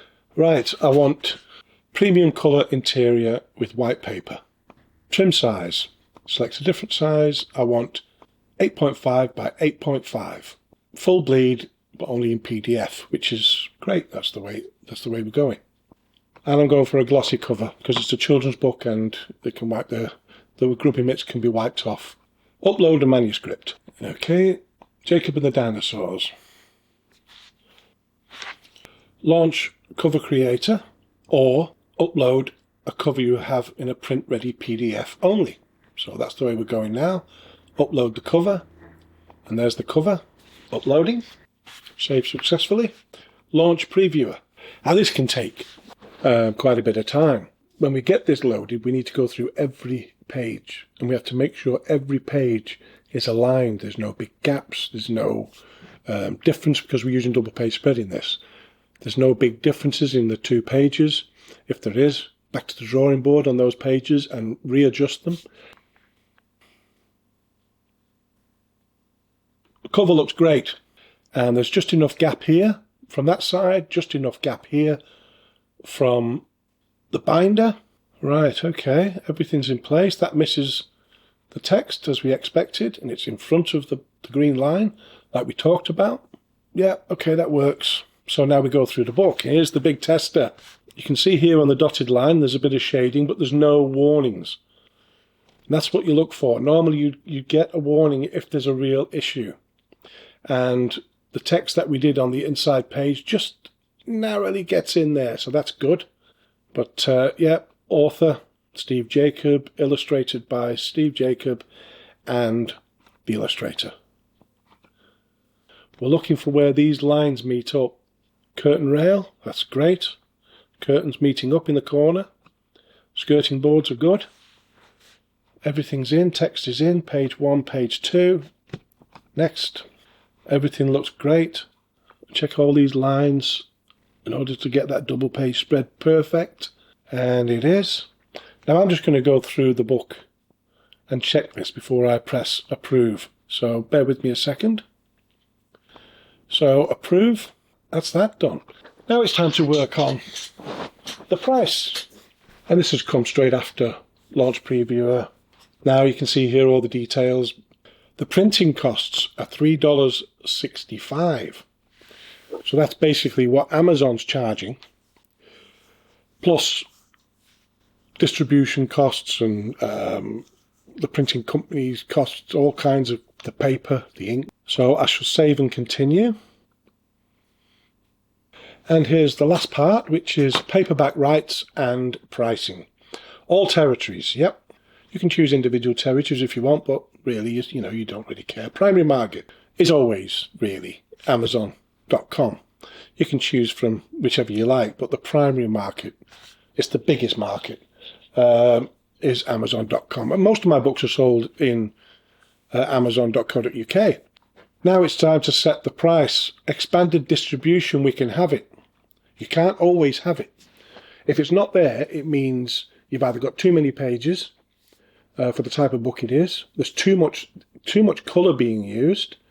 So certain printers around the world won't print that, and that's happened to me before. I've got a couple of books that I can't put in expanded distribution, even though they're children's books, because they're very dark. A lot of ink's been taken up. And so, yeah, we've got that option, so that's great. And it's always worth doing that. Say, well, why do that? Why not? Why not? Okay, so your price has to go up. If I take that off here, off expanded distribution, I can sell this book for $6. $6.08, I should say, is the minimum I can sell that for. Printing costs, $3.65. Royalties, nothing. If I put it at $7, I'll make 55 cents on it. Expanded distribution is great because you don't know. It might just make it into some of the bigger shops. I've got some children's books there that are in the bigger shops. And every now and then I'll sell a bulk load. Right, okay, so I'm going for expanded distribution. The minimum I can sell it for is $9.13. So I'm going to change that straight away. $9.99 in the US market. Royalty in expanded distribution is only 35 cents. But again, so what? It's all extra money. And especially if you're selling 10 or 20 or 30 at a time to a retailer, which can happen. So bear that in mind. It could really shoot through the roof. You need a few people asking a few retailers, have you got such and such a book in? Which is an idea for you, by the way. And the retailer goes, well, no, we don't have that book. Can you look into it for us? And they may actually decide to try to get hold of that book. Royalty, for me, normal royalty, is $2.34. So that's what I get. And in expanded distribution, only 35 cents. It's extra if it goes. So I'll make $2.34 on my children's book. So I go through all these then. And now you've got all this, including VAT. I hate all this. I really hate all this. Because it can be really hard to work out. You don't have that with ebooks. That's another thing I'll talk about, because I don't like my children's books in ebooks, because they don't really do well. They don't do well in ebooks. Sell very few, and the problem is it doesn't look right. You can't expand the text. You can expand it, but you can't change the fonts. You can't do all these kind of things with it. And it's too easy if your book is close to getting a bestseller or has got a bestseller for someone to just purchase the book and give you a bad review. Whereas if they've got to pay full price for it, that you lessen that chance. Trust me, those sort of things happen. There's people like that out there. It's hard to believe, but for $5.99 I want to sell this book for in the UK. Now you might think that's really cheap, considering people are selling line journals for the same price, with no work gone into it hardly at all. And a lot of work has gone into this. And people say, well, hang on a minute, you've used all these sort of illustrations and that, and you've done all. If you was to get an illustrator to do your work for you, and you pay them for it, that's much easier than creating all these images yourself, the backgrounds, putting everything together. It can be hard work, but it can be fun. Last drop. So, okay, the printing costs on that are £2.05. Other costs come into that, like distribution and all these kind of things, taxes and that. So that's why my royalty for this in the UK will be £1.54. Not a king's ransom, but I've got one particular children's book there that's rampant. It's gone rampant at the moment. And I'm selling as many as 3 or 4 copies just on that one book every single day.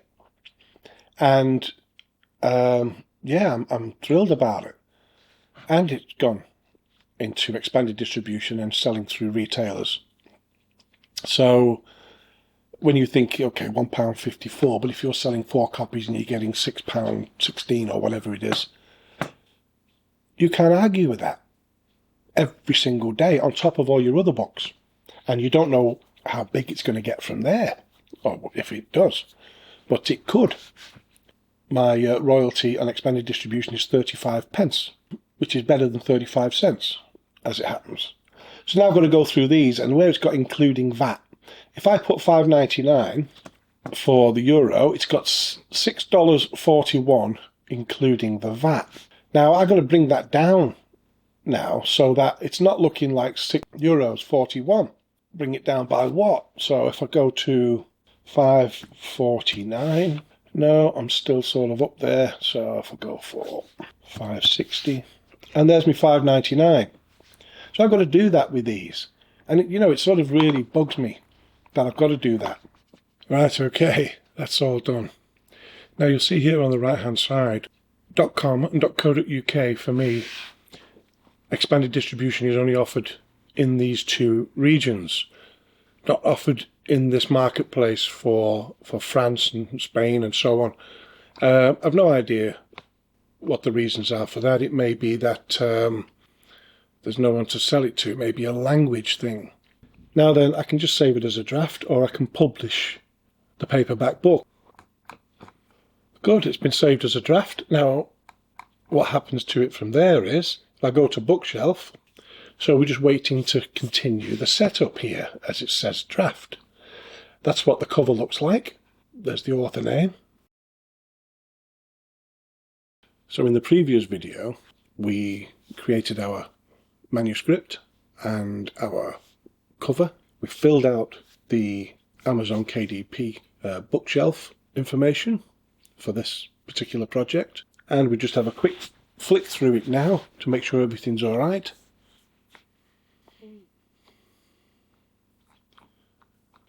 Save and continue. By 5, bleed, okay, glossy, yeah. Manuscript is fine.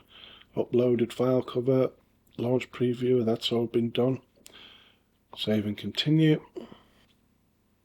And we go through these now. The price has been set. Expanded distribution on and accepted.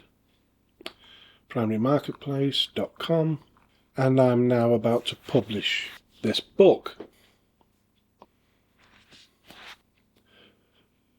Saved successfully. And it's a great feeling. It's always a good feeling. The title has been submitted for publication and is currently in review. Titles are typically reviewed and published within 72 hours. Review times vary. This is super interesting. I published that book about roughly an hour and a quarter ago. And I've just had this back, which is continue setup, and draft is mentioned here. Information has been entered for your title, but it has not been published. Right, okay. There's been a mistake. With this, what I need to do now is find out what the problem is. Now, this isn't the first time it's happened to me, and I'm glad it's happened to me now, because we're going to try a few things. We're going to check everything out, because you may encounter something like this, and it'd be great if we could actually work out what the problem is together so that you can get out of that scrape in the future. You might have to wait for an email, because when you get notification like this, continue setup, and it's been made into a draft, so it's not been published, you'll notice that, but you may notice the email first, or you may not. But it could take a lot longer to get your email, because certain servers and the way email systems work, you might not get it till tomorrow, or the day after, I should say, for you. Sure enough, there was an email. And what I've done here is I've copied the information from the email. Attention needed. Please review your title, Jacob and the Dinosaurs. There's my ISBN for that. We checked your files and found issues you need to fix before your book can be published on KDP. Interior is the issue. So straight away we've got that.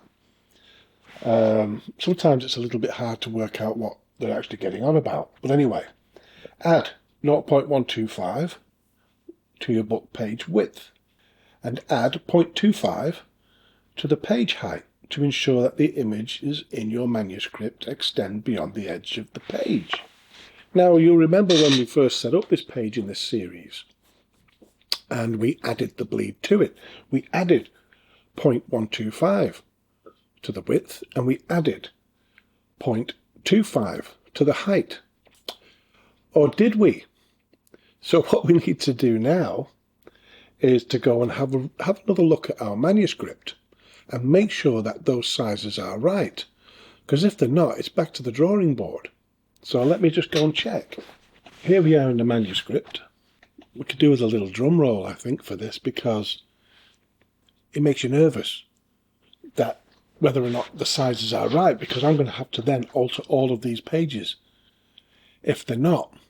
And yeah, sure, I can resize the whole lot of them, but then everything's going to be out, and I've got to readjust everything all the way through it. Resize.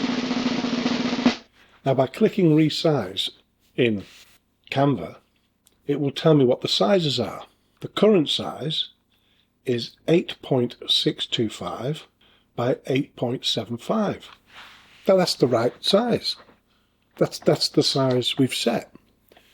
And I've saved that as a print-ready PDF. And in Canva, no alterations are made to the size. The size is what it is, which is why it's great for doing covers. Because you can create a cover in a certain program, put it into a PDF, and then you end up with a board around it, or you end up, it's not the right size. So yeah, according to this, everything's spot on. Now if I tick that and click resize, has anything changed? No. And if I go back to resize, that's the size I've got. So now what I have to do is, I have to download this because it's exactly the same. And if you go to File, it will say so there underneath the title. So all you get to do is edit the title, but it's telling you there what the sizes are. 8.625 by 8.75. Now this has happened before. And in fact, one of you has mentioned this issue, and I told you what I would do, and it fixed that issue. So it was great to help. I'm going to save this manuscript again with a different name. So I don't have to do it here. I could actually do it in the folder where this one is. I could actually just rename that file in the folder to something completely different. But I'm not. I'm going to download this again. I'm going to File, Make a Copy, and where it says Copy of Jacob and the Dinosaurs, I'm going to change that to Jacob and the Dinosaurs Corrected. Just in case somebody on the other end is looking and goes, they've not really done anything with this, they've just published the same one back again. They may see corrected, and they might really look into it a little bit differently and go, oh, hang on a minute, I better pass this. It could have been an automated thing that picked that up. We have no idea what goes on, really, in the background. But let's try this. So I've changed the file name, I've copied that, made another copy of it, another version of it, called it something else, and made no changes. Download, PDF print, and download. And we'll see what happens with this one. So now we go through the motions here. Continue setup. Everything's in place there. Save and continue. We only want to get to the part where we have to re-upload the manuscript. Okay, so there's the manuscript. Upload it. As you can see there, Jacob and the Dinosaurs PDF. This one's now called Jacob and the Dinosaurs Corrected PDF. It's a totally different file name. Upload manuscript. But yeah, it's quite strange, this. And if they do it again, I'll do it again. I'll put up the same file with a different name because it's correct. Manuscript Jacob and the Dinosaurs Corrected.pdf uploaded successfully. Now I have to launch the previewer again. So I'll go through this all the way through. It was important that nothing had changed on that file. And yeah, you know, it was a matter of routine because I'd already checked that the file size was right, that the pages were the right size and had the bleed set. Check everything, you know, and then approve it. And we'll go again. Later in the afternoon, yesterday, after republishing the manuscript, at about 4:30, I received this live. It's available to purchase on Amazon. That's exactly what I'm talking about, because it was the same file. It was the same file sizes, it was the same page sizes. There was no difference. I didn't alter them whatsoever. Resubmitted them under a different file name, just with corrected on the end, and it got through. So before you start panicking, if that situation has happened to you, just try that. There's a bit of noise going on outside there when we've got the washing machine on in here, and the joys of working from home. But I'll have to go and check out what that racket is in a second. So this video is about putting in our A+ content. And there's also another link, which I'll put in here, to let you know that there's another video that I produced some time ago, all about A+ content as well. We go to these dots at the end here, promote and advertise, and we go to A+ content, choose a marketplace. I'm going to go with the UK first because that seems to be where I keep selling most of my books. And I think I've mentioned that in a video once before, where it seems wherever you're posting from is the market you'll sell the most in, or it's the one that gets pushed for you the most. I'll go with .co.uk, manage A+ content, and you're given a couple of options. A+ content manager, you can search for the ACE in here, but I find it pointless because you've got to put it in again anyway. So I just start creating A+ content. Let me zoom out a little bit there so you can see what I'm doing. Right, okay, name Jacob and the Dinosaurs. Add a module. So what I do is I go with standard image and dark text overlay. I don't use this text box, and it doesn't show up in the A+ content on the listing if you don't use it. So what I need then is add a background. The size here, 970 by 300 pixels. So we go to Canva and custom size, and within pixels, so we go for 970 by 300, and we create a new design. We start adding the elements that we've got in the cover or other parts of the book. Well, that's what I do anyway, because it's basically a header, and I try to keep it looking like the book. So there's baby Jacob, there's Marley, the dog, Jacob and the Dinosaurs, the background in, and the title. So I shall download that, leave it as a PNG for what it's worth, the size of it, and download. And I'll save that in my file, and I'll call that file A+ in this book. Right, now what we need to do is choose another element. So we've got the image we've just downloaded. We've double clicked it, or we've dragged it into position.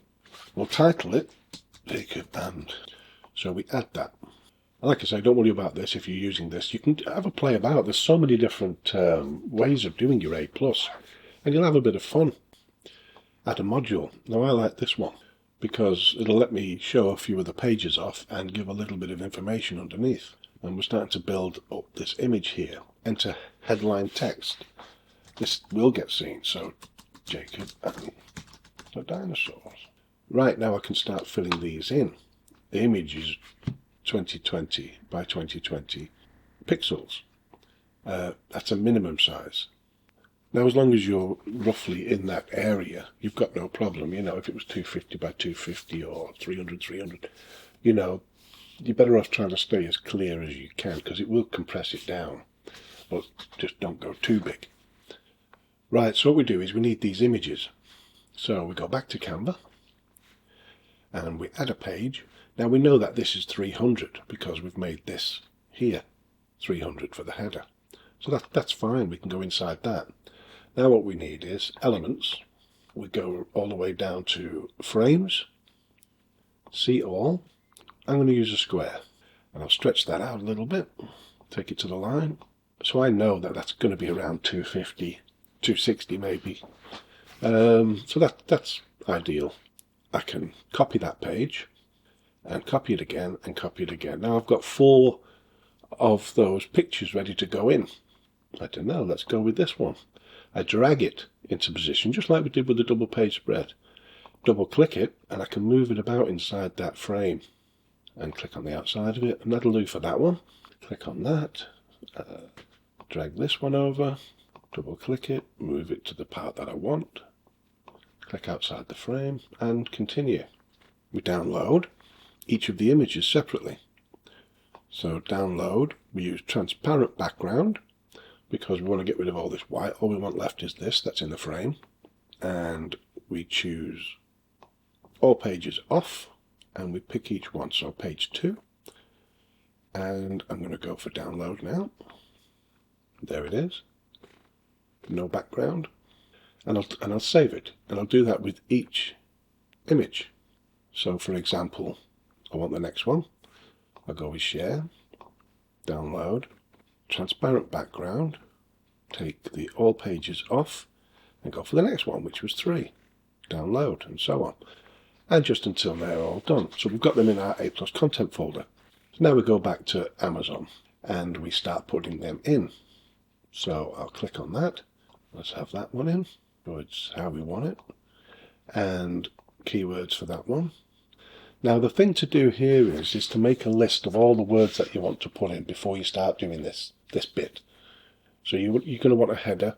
You're going to want enough information to put in each one of these boxes if you're doing it this way, or whichever way you're doing it, and you're going to have to add text. Get the text prepared first, and that's exactly what I've done here in Word. Each of these sections has a title and the words I want to put in. So now I can just put them in. Jacob and his dog for the title. Add Jacob and his dog, Marley, and the text. Back to the Word document. So I'll copy the text for that box, put it in, and I'll go to the next one.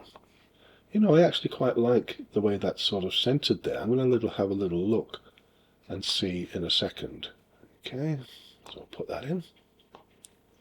Yeah, the image is fine actually like that. I actually quite like it, so I'm going to edit that one. Right, okay, so I'm going to put the same header I just used for that one, 18 double-page spreads in there. Another image, and the last one. Okay, so that's that done. I don't really want to add any more modules for this at this time. You can play about with it, like I say, you can do a preview. Right, so apply the ASIN in the bookshelf. Copy the ASIN. Now here it says add ASINs. So paste, and it will do a little search, and that's the one we want. There's the first one in. Now we have to apply content, and now it's down here, applied ASINs. So that's that done. It's not published yet, but it will be shortly. Next, review and submit. No, I'm happy with that. Yeah, it looks fine. Okay, submit for approval. And it can take up to 7 business days for your content to be approved, if approved.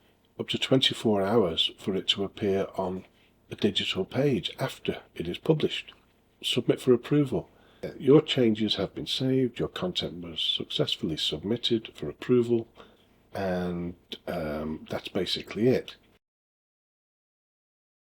This part now is going to be to choose the other 8 categories that we're allowed. So we're allowed a total of 10 categories in all, and we're given the first 2 when we first published the book through KDP, through the platform.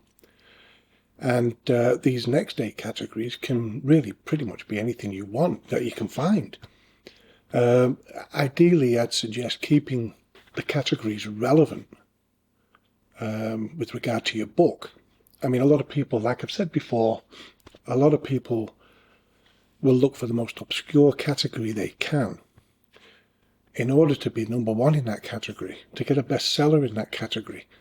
You know, I'm not saying there's a category called this, but let's say there is mittens for cats category. Yeah, and the book's completely different. The book's this, say, Jacob and the Dinosaurs. And there's no connection between mittens for cats and Jacob and the Dinosaurs. But if I can sell a lot of copies of Jacob and the Dinosaurs, I've got every chance of getting the #1 bestseller in mittens for cats. But I think it's wrong. Yeah, I just think it's the worst thing you can do. You know, if a customer's looking for mittens for cats, and no doubt there's quite a few out there, and they think that maybe this book it's a bestseller in that category. So, Jacob and the Dinosaurs. So maybe it's got something in there about cats, mittens, and there's nothing. you know, you're going to get a bad review. But it's not just that; it's misleading. It's false advertising. It's what a lot of people are doing, and if a lot of people are doing, it doesn't necessarily mean you should too. But it's your choice. You do what you're going to do, you know. So anyway, let's get on with it. Choosing the categories. Now, there's a couple of ways I do it. I get a letter organised, and it goes like this, or words to this effect.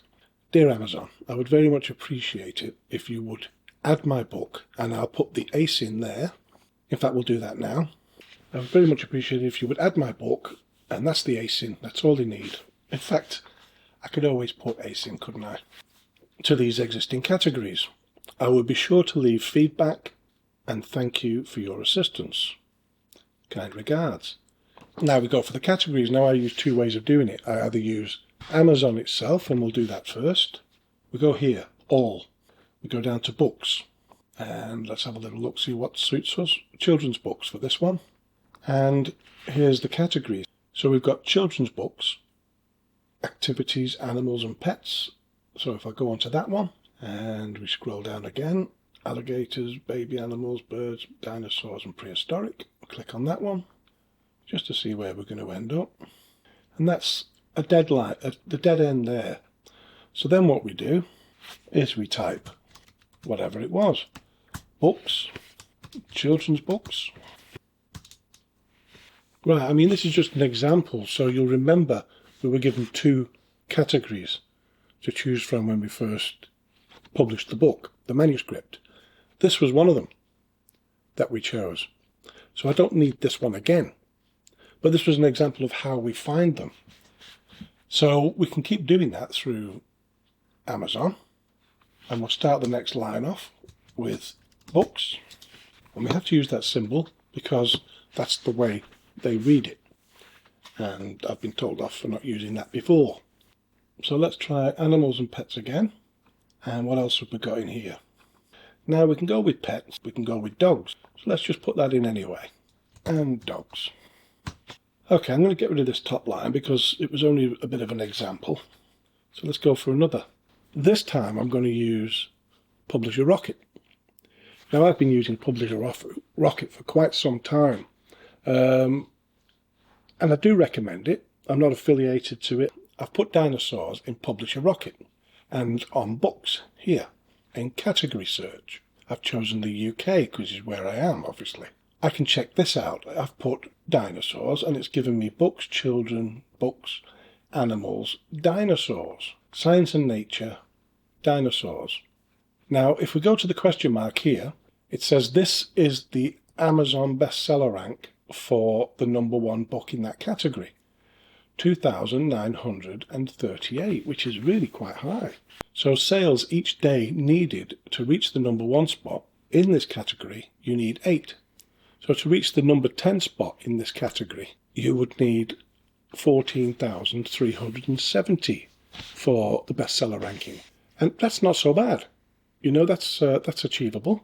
And the other one, which was children's books, animals and dinosaurs, you would need 28 a day to get into the #1 spot there. So that shows you how many books. 489. If you've ranked 489, you're selling around 28 books a day. I mean, if you're making £1.50 or $1.50 or whatever a day on each book, each of those books, that particular book, you're not doing so bad at over 40 quid or dollars, whatever, each day off one book. So there's a lot of money to be had with the right book. But anyway, I'm going with books, science, nature. I go back to my document and I paste it there. I can adjust these sizes. It doesn't really matter anyway, because once you actually communicate with, you're not sending an email, you're sending it in a contact form. I'll use Publisher Rocket again. Right, now this is in history. The prehistoric, that's okay. I'd need to reach nearly 2,000 Amazon bestseller ranking to reach the #1 spot. I'd need to sell 12 copies a day, which is a lot of copies every day. But I'm still going to put it there because I like the big categories. I like to be in them, and I do all right in them. I'm not scared of the big categories, but I'm going to be choosing some smaller categories as well, some more obscure categories. I want to check if this actually is on the Amazon website, and it is. So you can still do the same thing there. So that makes things easier if you don't want to get Publisher Rocket. But I actually quite like it because it does other things other than category search. There's competition analyzer, there's keyword searches. What about if I try now competition analyzer? Okay, so let's go with dinosaurs and see what we get. Encyclopedia Prehistorica. Let's see the categories. Children's books, encyclopedias, activity books, dinosaurs, fossils. Yeah, I'll go with the fossil.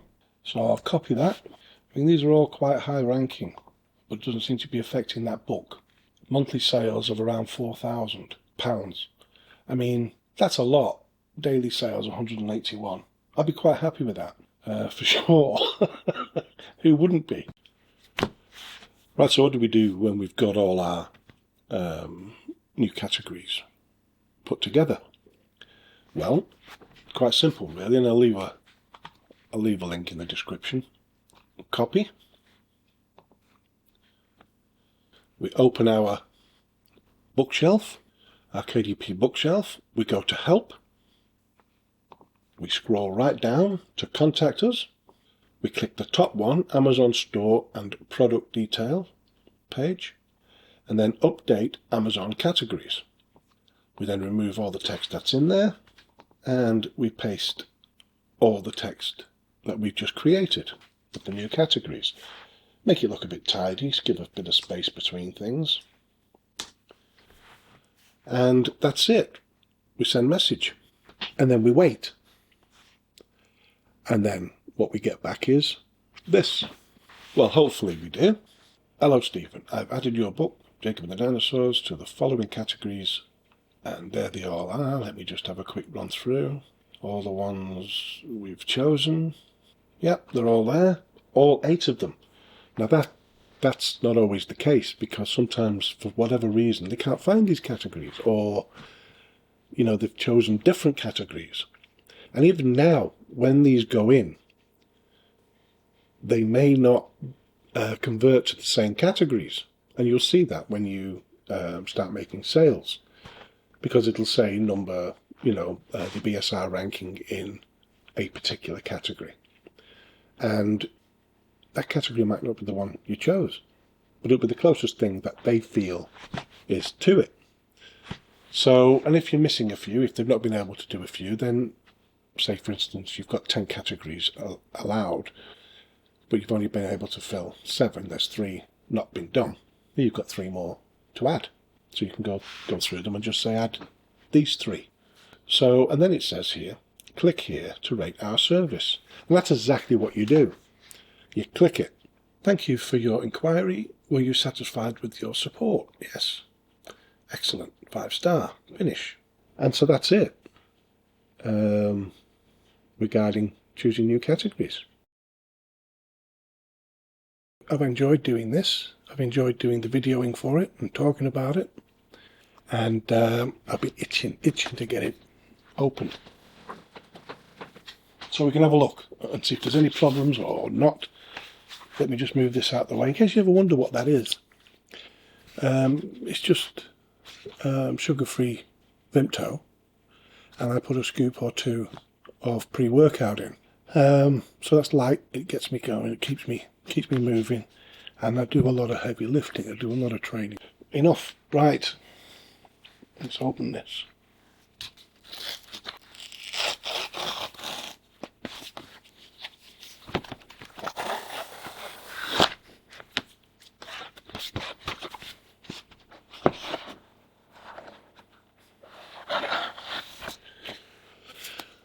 Right, okay. First appearance. Nice and shiny. I like that. A real glossy finish. And I'm going to let you see the inside first. Actually, I'm going to try and zoom in on the camera there. Hang on. So there's the cover. The back cover. and you can see the thickness of the book is just right. And if we just go to the back page here, you can see the blank back page we left, which took it to 38, an even number, was for the barcode. So in fact, Amazon have added a page for their barcode, which is great because it just adds more. It don't cost any more, but it just adds more, a little bit more thickness to the book, and the kids can always scribble on that or whatever. So, title page,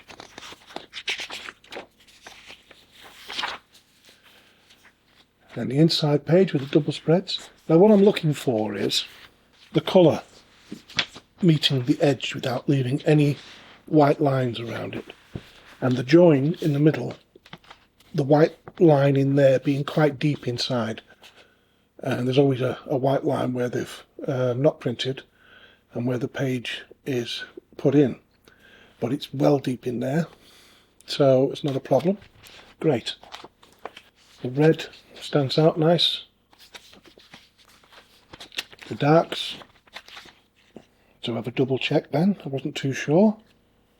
No, perfect. The darks are great, and the text is nice and large, so that's really designed for young children who are learning to read, or adults or grandparents like me who can't see, to read to the children, and it just adds a little bit more. It's a proper children's book. Page quality is good. I love all the way the colours stand out, and there's no sort of lines across where the when you get, it's like when you get a printer and you're running out of ink and you've got all these like bars.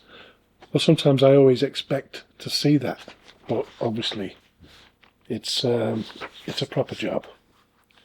And it's nice. It's kind of got a satin finish to it rather than matte. You know, it's not really, it doesn't really matter how much is going on in there. It'll print it really nicely. So great, I'm thrilled with that. And it's one more to my children's book collection. And as you can see here, I have quite a few. But I enjoy doing them. I make a little money on them. Sometimes I make a lot of money on them with some of them. So I'm thrilled with that. And the next thing I'll be doing is I'll be making a hardcover version of this, two copies, one for my grandson's collection and one for me here. I just love having the hardcover versions, and I do that on Lulu, and I'll put a link to how to do that on Lulu, how to publish a book on Lulu. So right, okay, thanks for tagging along while we did these 12 videos. Really enjoyed it, and I hope you all are success with your own children's book. And if you get stuck and there's a question you want to ask, if you can't find a video on my channel, I'll be producing a lot more. I only started this in January, this project, not the self-publishing but the actual YouTube part of it, and I put my first YouTube video on self-publishing up on, it was the 17th of January. So I'm plodding along, and I'm getting plenty up there, and I hope it's helping. But let me know if there's a video you wouldn't mind me doing on something.